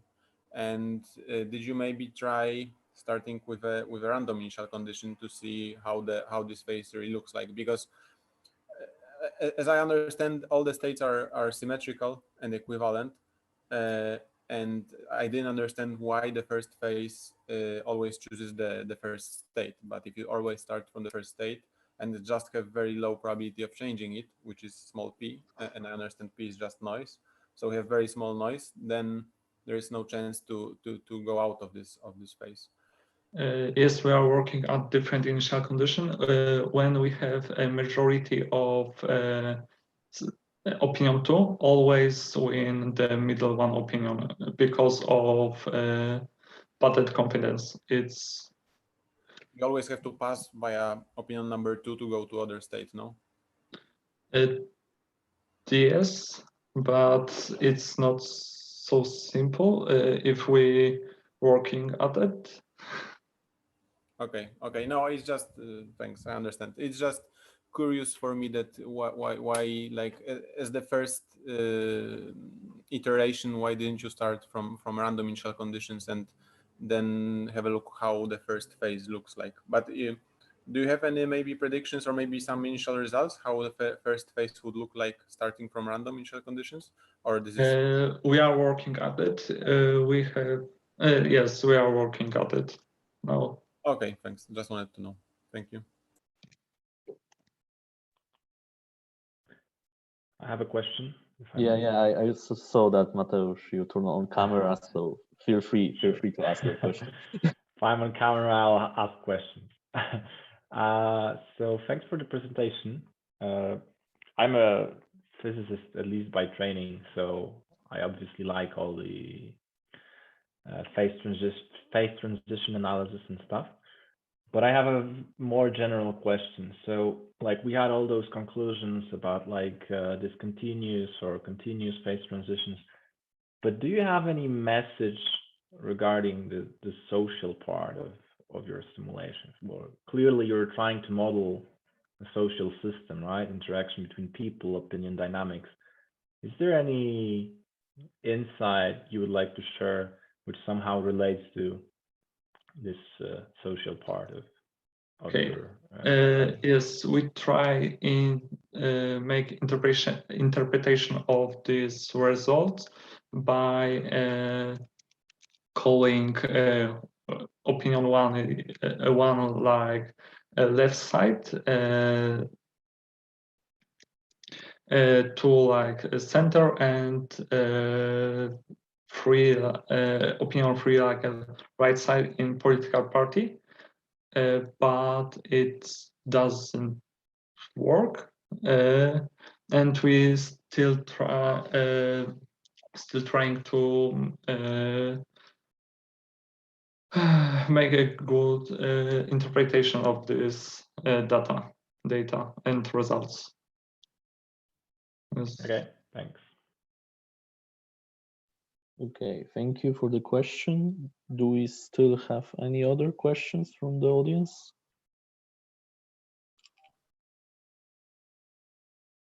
I don't see any. So Maciej, thank you very much for your presentation and your time. Thank you. And we will proceed to the next volunteer, let's say. And we have a presentation from Wrocław University of Science and Technology again. It will be Arkadiusz Lipiecki about discontinuous phase transition in generalized Q-voter model on random graphs. Yes, hello. Can you now see my screen? Yes, I see your screen and your pointer. That is great. Is the Zoom panel in the way somewhere or? No, I think it's not. All right. No, I see only your presentation. I think okay, that's great. That's great. Okay, so we will remain in the realm of the Q-voter model, but my presentation will be about discontinuous phase transitions in the Q-voter model with generalized anti-conformity on random graphs. And well, let's start with a brief outline of my presentation. And also, I would like to note that the results presented here are part of the research paper that was very recently published under the same title. Okay, so let's jump to the model description. As you already know from the previous presentation, Q-voter is an agent-based model. So we will consider n voters that are placed in nodes of a graph. And within this presentation, we will be mainly interested in random graphs. Therefore, it is important that the number of direct neighbors will be equivalent to a degree of a node. And the average node degree will be denoted further on by K. Opinions of agents are described by a binary variable that takes on values of plus and -1, and it corresponds to positive and negative opinions or up and down facing spins. So two random behaviors are considered here, conformity and anti-conformity. And an agent changes its opinion only when it is influenced by a unanimous group consisting of its neighbors. And in the case of conformity, the size of this group is QC, and anti-conformity QA. So let's take a look at the elementary time steps of the model. So first, we choose one of the agents in the system, and then we have to decide how this agent will behave. So with probability P, he will act as an anti-conformist, and so therefore we construct a panel consisting of QA of its direct neighbors. And if the neighbors in the panel are unanimous, so if they all have the same opinion, then our agent will rebel against this group and change its opinion to the one opposing the group. And with complementary probability, the agent will act as a conformist, and then we construct a panel of QC of its direct neighbors. And again, if the group is unanimous, then our agent changes its opinion, but now he chooses an opinion that fits the group. so he adopts the opinion of the group. And why are we interested in examining this model? So it was already shown by the authors that I collaborate with that that for this model implemented on a complete graph, a discontinuous phase transition occur for certain values of QA and QC. And this is important for us because discontinuous phase transitions are connected to certain social phenomena such as hysteresis. And as an example, it can also be observed in, for example, group activity of small animal societies. And the novelty that we introduced is implementing the model not on a complete graph, but on a random graph, which from a social point of view is much more realistic and therefore interesting. And we decided to focus on the average node degrees of 50 and 150 as they correspond to some empirically observed social circles. And because we will be talking about phase transitions, it is important to introduce some kind of order parameter. And in our case, it is a concentration of positive opinion, which is defined in a pretty straightforward manner, as it is a normalized number of agents with positive opinion. And in a case of using such order parameter, the disorder corresponds to the concentration equal to half. So this is a case where agents with positive opinion are equal, the number of agents with positive opinion is equal to the agents with a negative one. And if any of the opinion prevails, even by some small margin, it introduces order to our system. So let's take a look at the approximations that we can apply to our model. The first one, the most straightforward one, is a mean field approximation in which we assume that local concentrations of opinion are equal to global ones. And because of that, it corresponds to the case of a complete graph, and it gives exact results as simulations conducted on a complete graph. However, because we are interested in random graphs to grasp this additional dimensionality and richer structure of the system, we have to make a kind of weaker assumption. So we allow the local concentrations of opinion in the neighborhood of an agent to depend on the state of the opinion or a state of that agent. And in such case, the results depend on average node degree, which is what we were looking for because we want to predict the results on a random graph. And when it comes to Monte Carlo simulations, we decided to go with Erdős-Renyi graph generation algorithm because of the fact that, first of all, it allows us to very easily manipulate the average node degree, but it is also important that it produces graphs with low clustering coefficient. And if clusters were to occur in our system, in our graph, the per approximation assumption would not be met. So the Erdős-Renyi random graph is the best shot at getting the results that match the per approximation one. And here are some technicalities about simulations, which I don't think are that important. Okay, so let's take a look at the exemplary results. So here we have stationary concentration with respect to P, so probability of anti-conformity, for QC equal 10 and QA equal to 4. You can note that only the upper values of stationary concentration are plotted, and this is because of the fact that the results are symmetric with respect to concentration equal to half. So first of all, we have a mean field approximation results marked by purple line. A dashed line represents the unstable fixed point, whereas the solid line represents stable fixed points. And we are interested in the latter because it corresponds to attractors. So such stationary solutions that our system will evolve toward. And also two critical points are marked here, namely P upper and P lower. P upper marks the point below which solutions corresponding to order are stable, and P lower marks the point above which the disordered state is a stable solution. So between these 2 points, we have 2 stable solutions, and which one of these will be the final outcome of our system depends on the initial conditions. And this is what we call hysteresis. And naturally, the difference between P upper and P lower is the width of this hysteresis.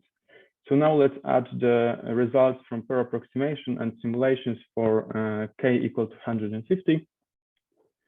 Pair approximation results are presented in the same manner as mean field ones, whereas simulations are marked by symbols, and orange triangles represent the results from a system that was being evolved from ordered state from concentration equal to 1, and yellow triangles represent results of the system that was evolved from a disordered state. So you can see that the pair approximation correctly predicts the results from Monte Carlo simulations because the results from simulations lay on the stable lines of the pair approximation results. Okay, so now one thing to mention as well, important one, if the hysteresis appears, then we are dealing with a discontinuous phase transition, and you can see that there is an apparent gap between these upper branch of the solutions that corresponds to order and the lower branch of solutions that corresponds to disorder. And therefore, we decided to use the width of hysteresis as an indicator of what type of phase transition are we dealing with. And here is the width of hysteresis with respect to different QAs, so different sizes of anti-conformity groups of influence, and for a set QC. So you can notice that up to QA equal to 8, and the phase transition in all cases is discontinuous. So in MFA plotted by a purple line, and in pair approximations for different Ks, it is discontinuous. And an interesting thing happens for QA above 8. So mean field produces a continuous phase transition. However, pair approximation gives us this non-monotonic pattern with a substantial non-zero width of hysteresis and the maximum around QA equal to 13. And this is a more general result because we found that for different QCs, it holds for QA equal or greater than QC minus 1. So in this case, this pair approximation specific discontinuity occurs from QA equal to 9. And this was already reported that discontinuity generated only by pair approximation exists, but no Monte Carlo simulations were conducted. So we decided to do that, and we found out that even for small values of K, the simulation in this regime of QAs, let's say high QAs, always gives us a continuous phase transition. So this discontinuity that in pair approximation vanishes with increasing K is an artifact, let's say, and it is not an accurate prediction of what happens in simulations. So taking this point where the width of hysteresis was reached its maximum in pair approximation, we can see that simulation results indeed yield a continuous phase transition, whereas pair approximation gives us a pretty wide hysteresis, so it is definitely a discontinuous one.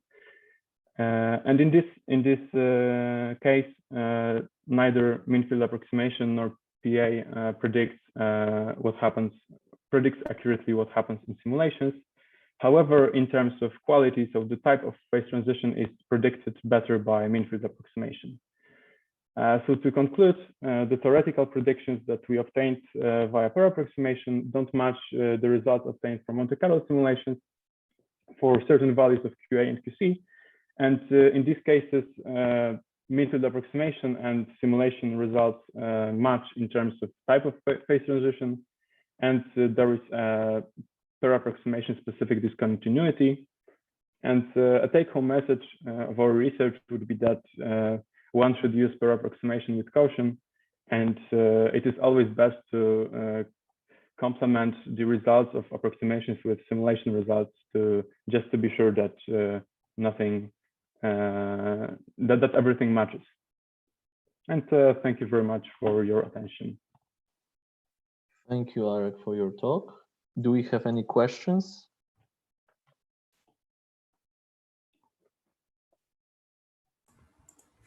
I have a question. Yeah, sure, Tomek. Might be a tricky one about examples. I mean, your work was focused on analysis of the hysteresis in the Q-voter model, and I'm curious, do you maybe know some examples from social sciences of social hysteresis? From social sciences? Yeah, or just yeah. from the real world. Well, yeah. So first of all, I would go back to the first slide where there was this, because I find it pretty interesting that it can also occur in social groups of animals. In the animal kingdom. Yeah, yeah. And when it comes to social groups of people, well, I think that just the models that we use are pretty good indicator that some differences in opinion can some different, like say, distributions of opinion can vary very heavily on what is our starting point, let's say. Oh, okay. But I think it is very difficult to somehow pinpoint the exact social phenomena, because social studies are first of all very complex, and we rarely have the ability to somehow let's say that repeat the experiment, especially if it's socially observed phenomena. I agree, definitely. But I was hoping that maybe you know some source with a similar plot for social groups, like human groups. Okay, yeah, I would have to think about it because from the spot, I don't want to say something silly. No. And also we have a comment on a chat from Mateusz that there is a lot examples in economics. Ah, yeah, that is true. Also in architecture or the urban planning. So yeah, there is a lot of examples about the social histories. But indeed, it is a quite interesting topic, but quite hard to analyze, really. Also, do we have any other question to the presenter? If not, maybe I will have really maybe quite simple question to your last picture, because there you have a Monte Carlo, I hope, yeah, this picture. Do you have here a Monte Carlo simulation from two different initial conditions? And yes, they are marked by ER. I should have said that. Yeah. And what is the normalization time for this? Yeah, well, it was the same 5 like here, times right? 10 to the power of 5. Yes, all the simulations were conducted with. So you are for sure know that this is not the case, that you have too short thermalization, and that's why you obtained it. Yes, well, we were very extensively checking if how the trajectories look, because it's a very odd result, and well, we found out that they are very repetitive. So almost every out of 10 ensembles, ensembles were they had pretty the same final state. There were very small differences, and that's why you can see. We believe that's why you can see this drop here, a little drop, because it is not always the case that the results from ordered state is on the top. So yeah. Okay, thank you very much. Thank you very much. I see no more questions, no more comments in the chat. So thank you, Arkadiusz, for your talk. And we can proceed to Benz Baku from Stellenbosch University, and he will be talking about space-efficient embedding of the click cover problem for quantum optimization. Oh, you are with us, great. Yes, thank you. So let me maybe share my screen. You can now see it, right? I don't see, but maybe just me. Okay, so it's not just me.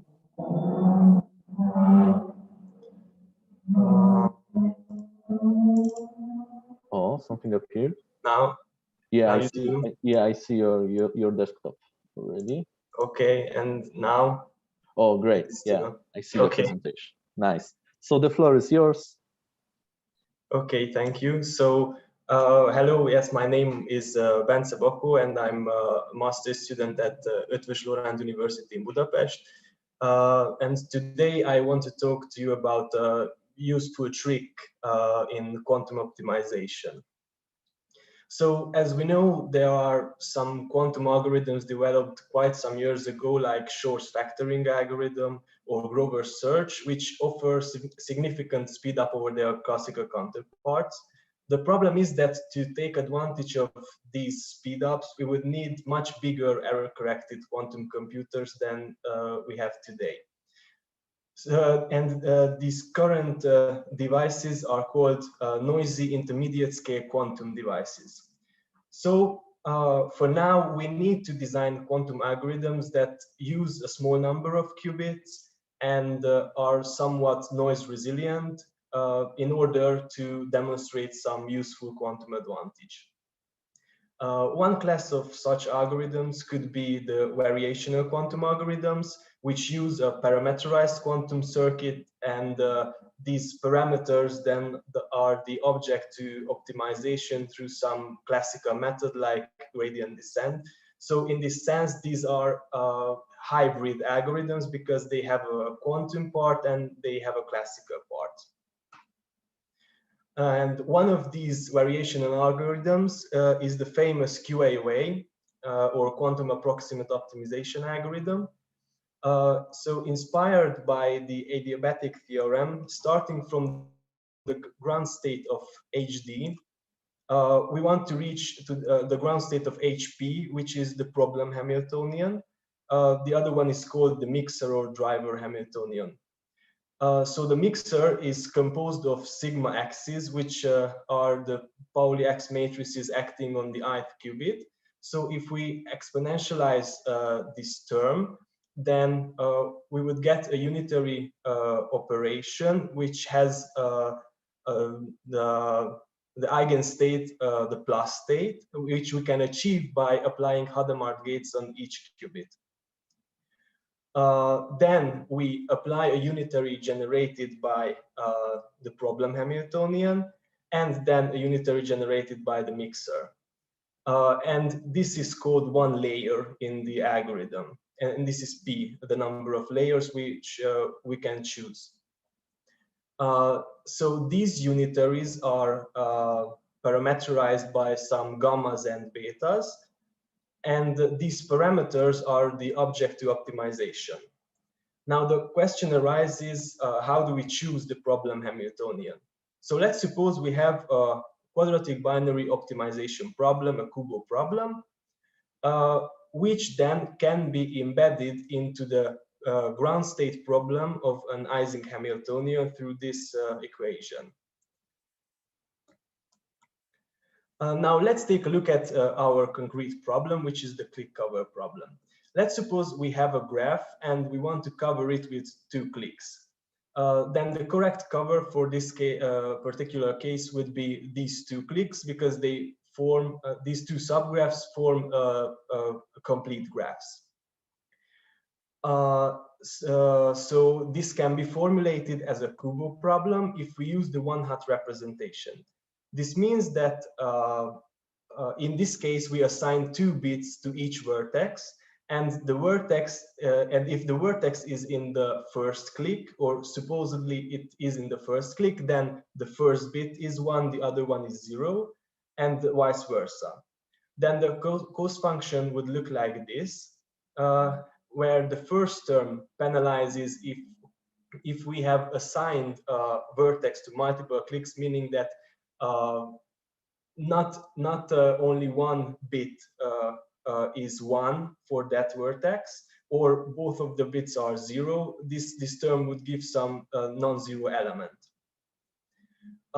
Then in the second term, we count all the possible edges in that hypothetical click. And then we take from it the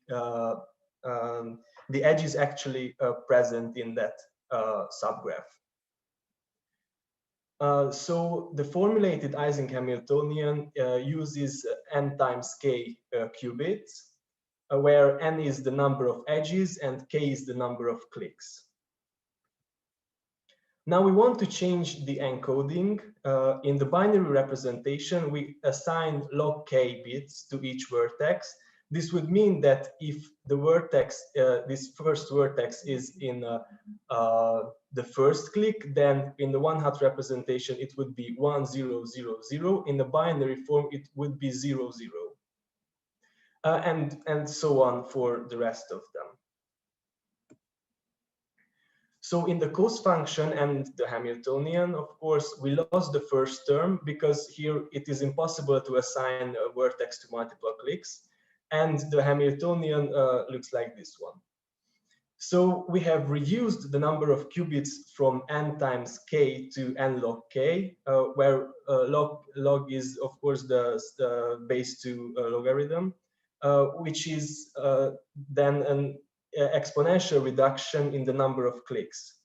The problem could be the fact that in the Hamiltonian, now there could appear some higher order terms. For example, if we want to cover a graph with 2 clicks, there would be 4-body interactions in the Ising Hamiltonian, which can be implemented in a circuit with CNOT gates and 1 qubit rotations around the z-axis. So this exponential term would be implemented in a circuit like this. So this space-efficient embedding could mean that our circuit gets deeper than in the 1-hot representation. Now let's see some results. To benchmark this new method, I defined these 3 graphs, and I wanted to cover them with 2 clicks. All of this can be covered with 2 clicks only one way. I think we can see it. I ran the simulation using PennyLane's API, and I used TensorFlow for the optimization. In each case, the optimization was ran for 100 steps, and at the end, I measured 1,000 times in the computational basis, and I plotted the probability of measuring the correct bit stream. In every case, the space-efficient method outperformed the standard method and reached 100% in the probability with only 2 or 3 level circuits. The same thing can be seen in the simulation time or the runtime, as I plotted the time of one iteration as a function of the levels.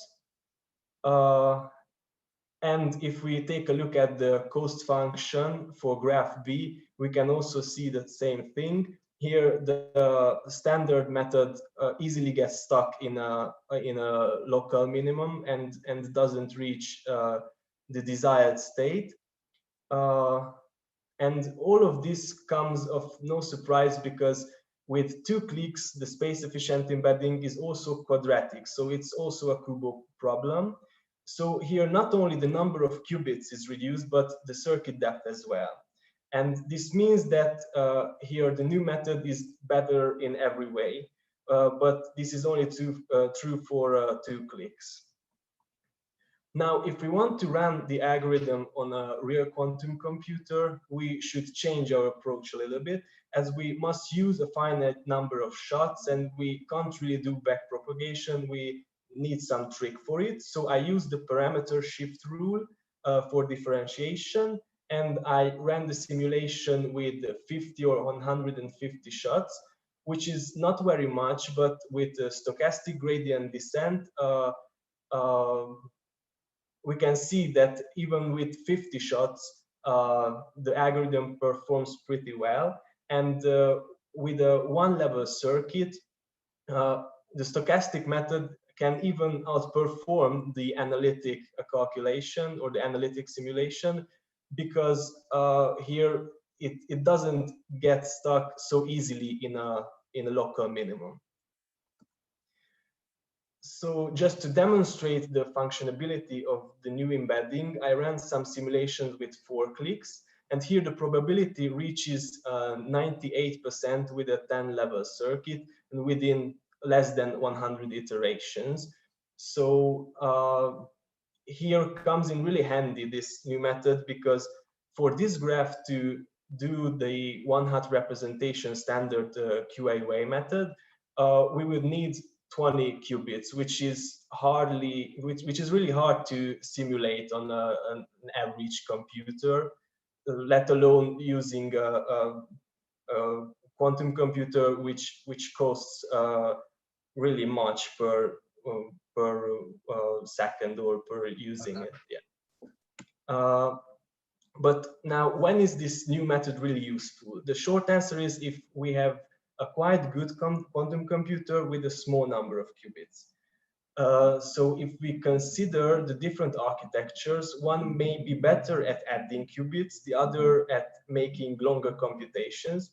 So assuming this is true for superconducting qubits and trapped ions, meaning that superconducting quantum computers are better at adding new and new qubits to their architecture, and trapped ion quantum computers are better at making longer computations, then we can say that the latter, so trapped ion qubits, would benefit more from this encoding change.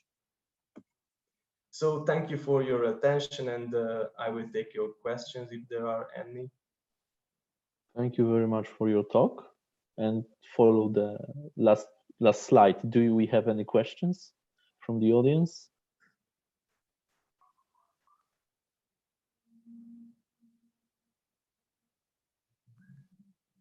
We don't have any. So maybe I will ask maybe naive question. So because I'm not an expert about the quantum computing or anything like that, but do you see any other difficulties here despite the complexity of the network? So of course, if I take more complex network, it will be more difficult to calculate something like that. But I don't know if I will try to calculate it, for example, for 2-level network or something similar, or on a hypergraphs. It is even, do you imagine if it's even possible, or it will be much more difficulty? Well, I could say that if we have a graph with more and more vertices, then it's of course harder. But if we just add edges, then we must add some gates in the quantum circuit. So even adding edges makes the circuit deeper and makes the computation harder. Yeah, so as I thought that was a naive question, sorry for that. No. Still, we have any questions for the audience?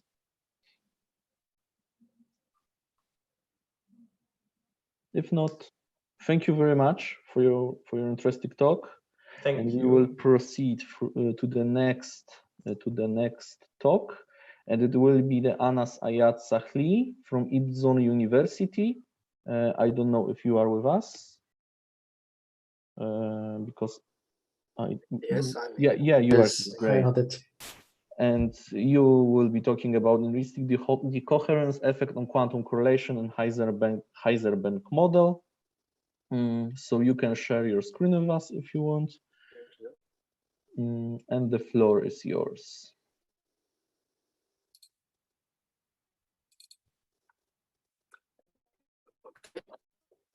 It's here. Thank you. Yeah, I see the presentation. Okay. My name is Anas Ayat. I am a PhD student in the Faculty of Sciences at Ibn Zor University in Morocco. I would thank the organizing committee for giving us the opportunity to share and to present our work.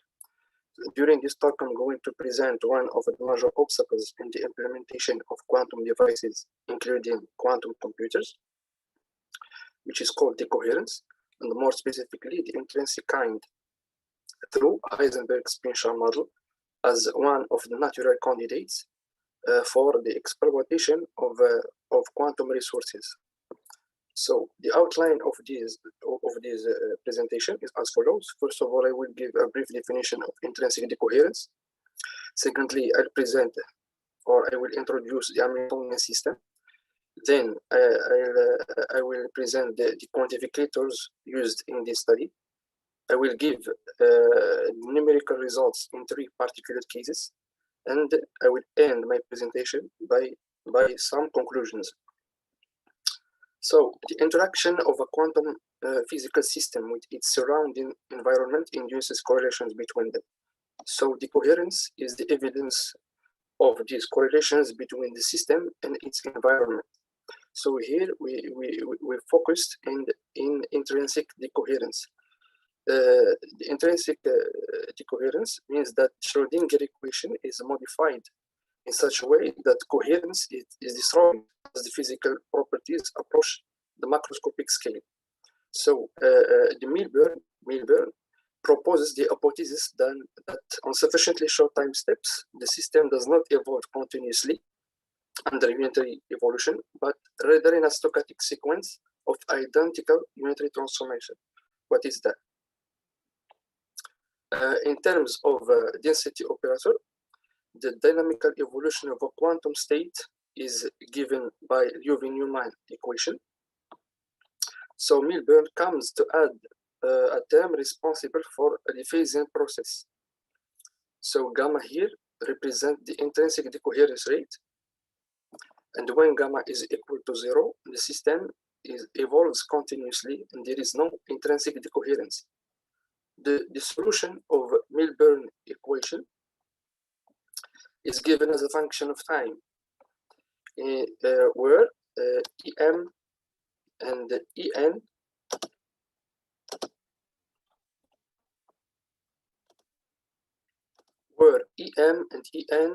are the eigenenergies of the system, and Pm and Pn are their corresponding eigenstates. So our Hamiltonian system is consistent of 2 qubits, which are the 2 spin 1/2, represented by the matrix de Pauli operators sigma 1, sigma 2. So Gx, Gy, and Gz are the spin-spin coupling, or the coupling constants between the 2 qubits or the 2 spins. B1 and B2 are the external magnetic fields applied on the qubit 1 and qubit 2 along the Z axis. Dz represents the Z component of the spin-orbit interaction, or the Zeroshinsky-Moria interaction. So the solution of this Hamiltonian system gives us 4 eigenenergy with the 4 eigenstates. In order to study the temporal evolution of a quantum states, we have to in initial quantum states. Here we choose the mixed state as the general mixed state we have in quantum physics. So O0 is the mixed initial state. Okay, R represents the purity of these states, and P represents the degree of entanglement of these initial states. So these initial states gives us 2 more initial states. When P is equal to 1/2, we talk about the Vernier states, and we know in the literature that these states presents the entanglement in this domain over 1/3 and 1. And when R is equal to 1, these initial states reduces to the pure states. And we know that the pure state, we can distinguish whether it is separable or maximally entangled states. So the density matrix after the calculations has this following shape. We remark that its matrix elements are voluminous in this case due to the calculations, and a lot of terms, of course. So in order to quantify the amount of correlations or the quantum entanglement, we use the concurrence as a reliable quantificator for measuring the entanglement. It is given by Wooter's formula. Okay, and if the system or if the state is pure, this concurrence is simplified to this little expression. And when the concurrence is equal to 0, we say that we don't have any entanglement. And when C is equal to 1, to the unity, we say that the state is maximally entangled. So in order to quantify other quantum correlations beyond entanglement, we use local quantum uncertainty, which quantifies the minimal quantum uncertainty in a quantum state due to a measurement of a single local observable. And for a bipartite system, it is for a bipartite quantum system, it is given by this equation, which requires a minimization procedure on the set of all observables acting on the first qubit, on the part 1. So the final expression is as follows: 1 minus maximum of mu1, mu2, and mu3, which are the eigenvalues of the correlation matrix defined by its elements, omega ig. So in next slide, I will present the numerical results for this study. So I will start by the mixed initial state. Okay, so we have here the correlation as a function of degree of entanglement. We remark that this plot is symmetrical with respect to the value 1/2, which correspond to the Vernier state, and will be the object of the next slide. So here we don't have any entanglement, okay, but we still have some kind of quantum correlations. So we cannot say if entanglement is absent, we cannot say that the system is uncorrelated. So even though in the absence of entanglement, we have some kinds of quantum correlations. Okay, so here I think it is sufficient to work in this region. And as we show here, as P increases, we know that the entanglement, the amount of entanglement prevails over local quantum uncertainty. Here we show the temporal evolution of the correlations. The blue curve is for entanglement, of course, and the red one is for local quantum uncertainty. Here we show some slow oscillations of entanglement, whereas we don't have these oscillations in local quantum uncertainty. So here we say that that entanglement undergoes the effect of intrinsic decoherence. We note here that the intrinsic decoherence rate is set to 0.002. Okay, in the absence, of course, of a magnetic field and spin-orbit interaction. Here we talk about mixed initial state. When we add the effect of the spin-orbit interaction, we remark an oscillatory behavior of both quantities. Okay, when we add the external magnetic field, the intrinsic decoherence, the intrinsic or the oscillations are inflated in this case in such a way we record the phenomenon of entanglement sudden death. Here we have, in these points, we have entanglement equal to 0 in certain time regions, while local quantum uncertainty is robust against this phenomenon. In the case number 2, we have the Vernier initial state. We have the correlation as a function of R, of the purity, as we mentioned earlier. We said that domain of entanglement is between 1/3, okay, 1/3 and 1. So here we don't have entanglement in the blue curve, whereas we have local quantum uncertainty. Okay, so here as R increases, we show that the concurrence or the entanglement prevails over local quantum uncertainty. So the amount of entanglement is important when the purity approaches the unity. Here the correlation as a function of time, both quantities are immune to intrinsic decoherence in the absence, of course, of spin-orbit interaction and the magnetic field. When in the presence or when we apply the interaction of a spin-orbit, we show some slow oscillations before their stabilization at a steady state value. In the presence of a magnetic field, the oscillations are inflated, okay, and their steady states are lowered in this case. The final case is the pure initial state.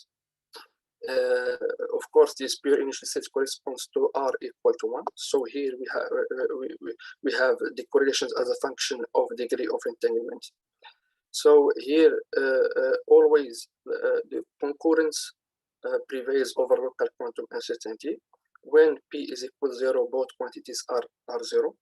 And when P is equal to 1/2, both quantities are equal to unity, which corresponds to the maximally entangled states. Here we have separable states. Okay, the initial state is a separable one. We show a surprising results is that the quantum system generates strong amounts of entanglement before vanishing when t tends to infinity, whereas we don't have any response from local quantum uncertainty.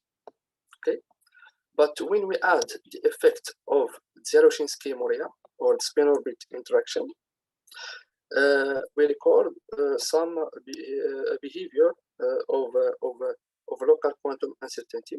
The behavior is similar to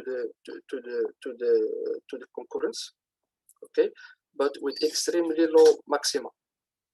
Okay, here when we add the external magnetic field, we have these oscillations which are more inflated here, but instead of vanishing when t tends to infinity, they stabilize at a given value. So here we can say that a magnetic field can preserve quantum correlations, including entanglement, from total disappearance. So with the conclusion, we have quantified the quantum correlations in the Heisenberg XXZ chain under intrinsic decoherence, of course, in the present subjected to an external inhomogeneous magnetic field and spin orbit interaction. The main point here is that if the system is initially uncorrelated in terms of concurrence and local quantum uncertainty, in the absence of both external magnetic field and spin orbit interaction, the system can generate, it is easy for the system to generate strong entanglement due to the interaction of spin-spin. However, it is difficult to generate local quantum uncertainty. And owing to DM interaction, local quantum uncertainty can be created, okay, and present the same behavior as the entanglement. Okay, and in the light of these results, we deduce that the DM interaction or spin orbit interactions promotes local quantum uncertainty and not entanglement.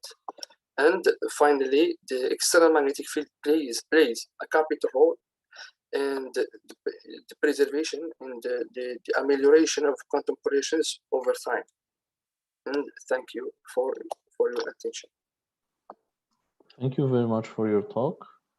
Do we have any questions from the audience?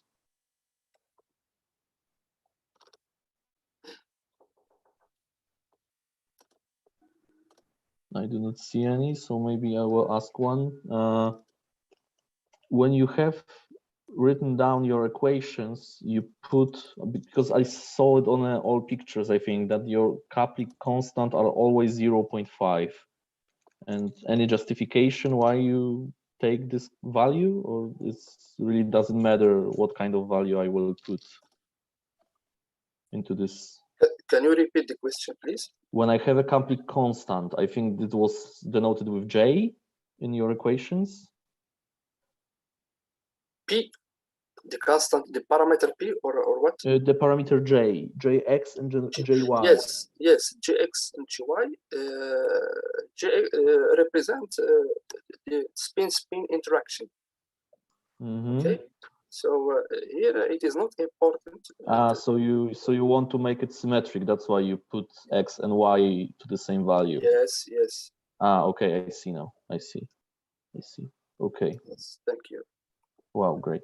Thank you. Any other questions?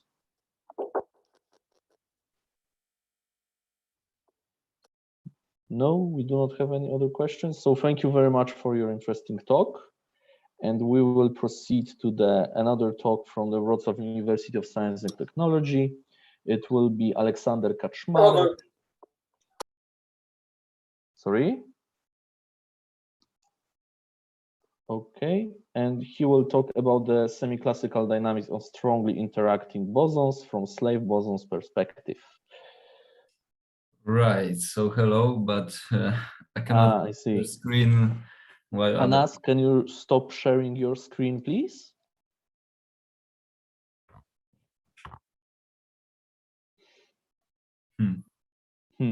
Or maybe the host, can you?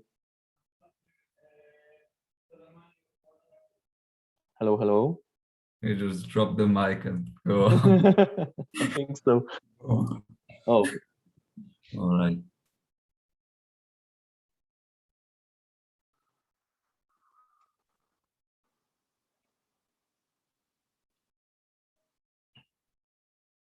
Because I think Anas turned off his.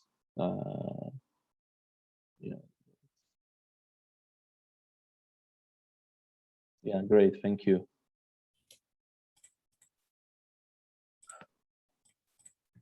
All right. So is everything visible?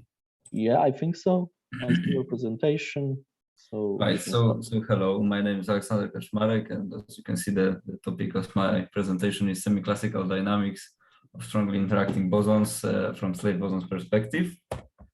So we'll begin with some quick outline of my presentation. First, I'll provide motivation for my research. Then I will introduce briefly concepts like truncated Wigner approximations, slave bosons, and some additional conditions that we employ so that I can further show my preliminary results and further research plans.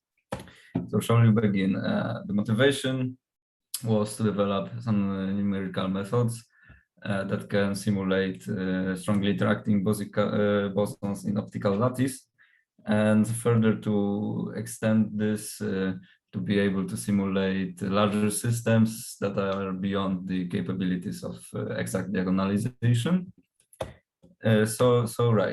First we need to go to the phase space, and we do so by utilizing this Wigner transform. So usually in quantum mechanics, we're used to having operators that are acting in Hilbert space. So basically now what we want to do, if we want to go to phase space, we utilize this transformation, and we assign, for operators, we assign functions that are acting in phase space. So next we need equations of motions, and as you may know, you see my cursor, right? I hope so. Yes, yes. Yeah, I see. So in classical mechanics, we have some probability distribution, and the evolution of a system is given by Liouville equations. That is just the Poisson bracket of this probability distribution by Hamiltonian. Similarly, in quantum mechanics, we have the von Neumann equation for density matrix. And in phase space, we have a Wigner function, which is Weyl symbol of density matrix. And we also compute Weyl symbol of this commutator that is known as Moyal bracket. And this Moyal bracket is explicitly given here, and will be more explicitly given in the next slide, because there's a problem in here. This symplectic operator is inside the sine function, which in general makes this differential equation really hard to solve, because we have partial differential equations acting on both sides. So what we do now is we employ something called truncated Wigner approximation, which basically is the most common trick in physics, which is Taylor expand to leading order. And we justify this by observing that this is equivalent of taking classical limit on our problem. So in the coordinate in coherent state representation of phase space that is in here, we have this classical limit justified that this lambda is small for inverse of occupation of modes being big. So therefore we can say, okay, we have classical limit, we can approximate this with just the leading linear term. If we were to do this in coordinate momentum representation, this would be even more obvious because there would be an h bar standing in here. So classical limit is known to be when Planck constant go to 0. So that would be even more obvious. And if we do so, then this symplectic operator lambda just generates us back the classic Liouville equation. So we have the Poisson bracket of Weyl symbol of Hamiltonian and Wigner function for our dynamics, right? And one more thing to add is that this approximation is rather peculiar one, because if in our Hamiltonian we do not have higher order than quadratic terms in phase space variables, then it would be exact as the taking exact equation, because we can see that on the Taylor expansion of sine function, if we have like third power of the symplectic operator, that would mean that we have third order derivatives, so it would anyway kill all the sub cubic terms in our Hamiltonian. So this is approximation that is in most cases equivalent to exact. Right, now we need slave bosons. So slave bosons, it's a formalism that in it we, for any occupation, we introduce state that represents precisely that given number of particles. So if we initially have, like in occupation of the site E is n, then we say it's equivalent in our notation to having a slave boson in state n on that site. So to illustrate this further, if we have like occupation is 0 for site E, then we still have slave boson that is basically in state 0. And similarly for occupation of 2 regular bosons, we have one slave boson that is in state 2, because another constraint we put is that there's always one slave boson per site, so hence the name slave bosons. Right, so we know all this, and we can implement this into Bose-Hubbard model. So we do the slave bosons with the constraint, and what we get here is precisely the answer for all those gymnastics that we needed to perform. All the answer for this and the reason is in here, because as you remember, we're doing bosons, strongly interacting bosons on optical lattice, and we want to account for the on-site interactions precisely. So as you all know, we will have the number of particle operator. It is basically quadratic in creation and annihilation operator, and this can be done. Whereas for terms that contain 4 creation and annihilation operators, there is a problem, right? So normally we have to employ stuff like mean field approximation and stuff like that. We cannot treat this exactly. So by doing this representation, we basically trade having 4 operators in the on-site interaction term at expense of having 4 operators at the dynamics term that generates the dynamics, and we can account for on-site interaction precisely. All right, so next step is go with this Hamiltonian to phase space, computing Weyl symbol of our Hamiltonian. That looks exactly like this. And then we utilize our truncated Wigner approximation, which basically means we're solving Poisson brackets. So these are our equations. Right.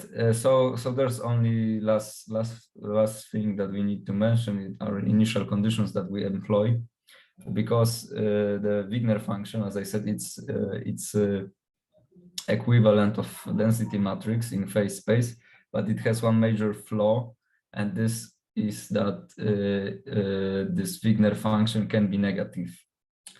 So that's a really bad probability distribution. In fact, that's why it's called quasi probability distribution, because it's negative. So it's like you would have a dice that has 7 sides and the 7 faces, I'm sorry, and the 7th face has negative probability lighting this face up, and you cannot roll that dice, you know. So this is why we employ Gaussian distribution approximation, and we approximate the exact Wigner function with our Gaussian distribution. But we want to do this in such a way that we are in agreement with a first and second moment, that we can calculate first and second moment with respect to creation and annihilation operators, right? So in quantum mechanics, if we compute something like this, we obviously get 0, and that's the first moment. And if we compute second moment, that's creation and annihilation operator right here, so we obviously get n. So we want to be in agreement with those. So if we compute the same thing in our phase space, that is measured over the coherent state representation phase space, if we plug this function in here, we get mu from there, and for the number of particles, we get this expression. So we basically need some ideas to what the mu should be and sigma. And we currently are considering 2 propositions. Proposition 1 would be that mu should be n and sigma should be 1/2. And this proposition 1 is in agreement with second moment, and is in agreement with the first moment when the site when the state is empty. And the proposition 2 is in agreement with both moments, but that doesn't necessarily mean one is better than the other. So we're currently considering both. So the preliminary results are like this. They are rather promising, but are not perfect yet. This is a occupation of the first site in a system that has 8 sites or nodes, as I should say. And the occupation was as follows: it was 1, 0, etc. And periodic boundary conditions. And this is a comparison of our truncated Wigner approximation method in blue and the exact diagonalization. And I should mention that the code for exact diagonalization was written by my promoter, Dr. Adam Saina.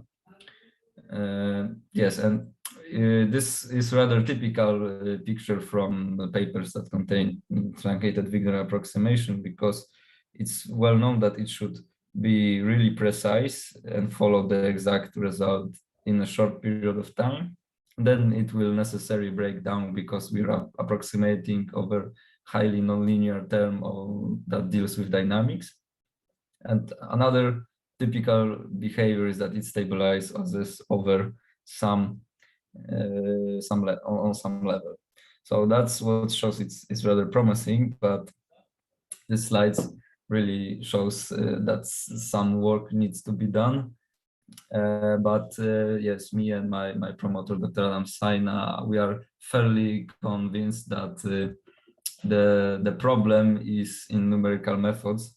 So if someone is really familiar with solving ordinary differential equations such as this one in Python, then I would appreciate contacting me after the conference or something like that, because we have slight problem. Like this is the experimental paper that we firstly aim to reproduce. We're mainly interested in this dark blue line, because it's exactly the same situation as we're having here. So it's called an imbalance between the sites that were initially occupied and empty, and it should go to 0 precisely. And we see that same behavior in exact diagonalization, but our truncated Wigner approximation stays a bit higher, and that's room for improvement there. Maybe different solver, maybe different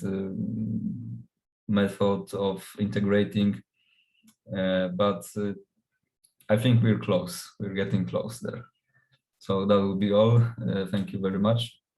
Maybe I'll stop on this picture because it looks better. Okay, thank you very much for your talk. Do we have any questions from the audience? Yes, I would like to ask a question. So first of all, because at the end you were talking about solving numerical solvers and the technicalities. So I would like to ask what solver are you currently using? Yes, so that's in Python from SciPy Integrate. We use ZWODE, which stands for complex value ODE, and the method is BDF, which really doesn't tell me anything. And I only read online that it's for stiff problems, and there are also other methods for non-stiff problems, but we don't really know with my promoter which kind of problem is this. Maybe you noticed I tried to ask Professor Indeku of some help, maybe with his novel approach to solving differential equations. Maybe it's something complex. Well, to me it looks like Gross-Pitayevsky equations, and someone even in paper in some, I guess it was Physical Review, called it Gross-Pitayevsky equations. So we need to solve those. And as far as I'm concerned, just basically Dr. Saina told me, okay, so here you have this ODE method. I just copy and paste this code whenever I need to solve ODE, and this works. And it just happens so that it doesn't work now. Okay, and a quick question about the previous slide where we were talking about substituting the term with the Gaussian distribution, and you had these two proposals. Yeah, so you said that proposition 2 is well, it accounts. You said that they are not better, that they are both equally valid, but then the second one actually is in acceptance with the first and second moment, right? Well, the proposition 2 accounts for both moments correctly, right? If you yes. So why is not a second proposition better than the first? Well, one reason for that is that we're only checking first two moments, because they appear to be the most kind of reasonable one to check, and the most important ones. Like if you have expected value of annihilation operator, it should be 0, and if you have expected value of number of particles, it should be number of particles. Maybe is it so that if we were to check third moment, fourth moment, the proposition 1 will there be a bit better.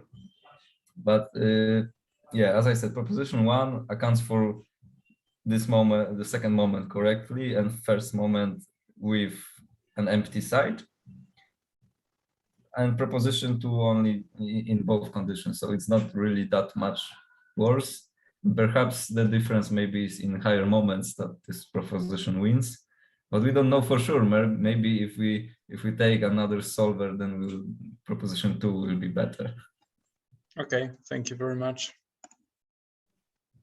Okay, do we have any other questions from the audience? Yes, I have a simpler question, please. Mm-hmm. First of all, thank you for this beautiful presentation. I just want to know, what do negative values in the Werner function mean? Negative values. I am not prepared to answer this question.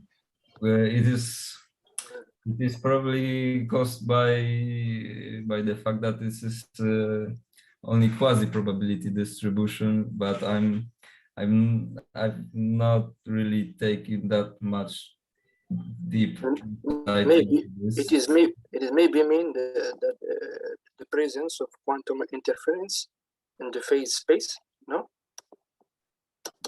Could you repeat that, please?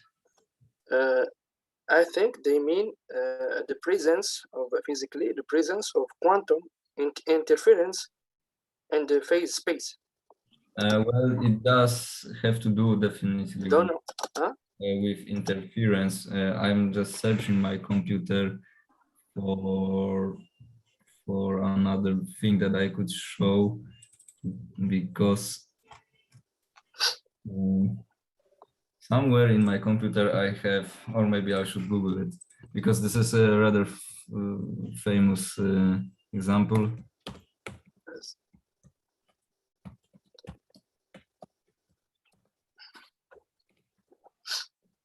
Like a Wigner function for Schrödinger cat would look like, because this is rather, everyone knows what Schrödinger cat is, and this is quite enlightening maybe. So this is what it would look like for Schrödinger cat. There are some negative peaks, as you can see, but I didn't really go that deep into. So this is indeed quantum interference, because you have on this picture on the left top corner, I think. Yes, it definitely has to do with interference. It's maybe due to that. Okay, thank you. Okay, thank you for the question. And any other question from the audience? Maybe something on the chat. Well, maybe I will add that this is another type of approximation, this Gaussian distribution, that doesn't necessarily worsen the results, because it turns out that this Gaussian distribution introduces less order than, of course, truncated Wigner approximation. So that's some kind of approximation that we don't really need to be concerned about. There are, of course, another distributions of this Wigner function. I think. Like another type of distribution. Other distributions for the Wigner function. I think there are. No. I don't quite understand the question. But there is other distributions for these Wigner functions. Well, I haven't heard about any other. Everyone just uses Gaussian distribution in the papers. So typical. Okay. Yeah. I think if you do not have any conditions in physics behind all of that stuff, you can use different distribution, but it's really typical that everybody use normal. Well, then it could be quite difficult to reproduce these moments, right? In a straightforward way. But maybe that's the case. I don't know.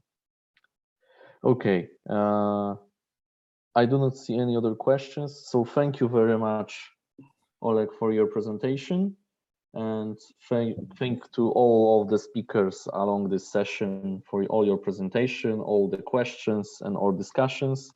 So that was the last presentation for this session, I guess. So we can finish this session right now. And thank you. I just wanted to say that 3 presentations, Bako, Alexander, and Anas.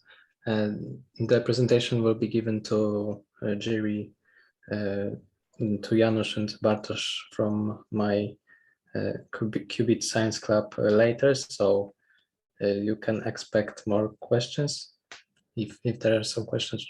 If there are some more additional questions to your presentations, we will contact you by email. All right. All so right. there will be questions by jury or by asked by jury. Yes, only by jury. All right. Good to know. Thanks. Okay, thank you.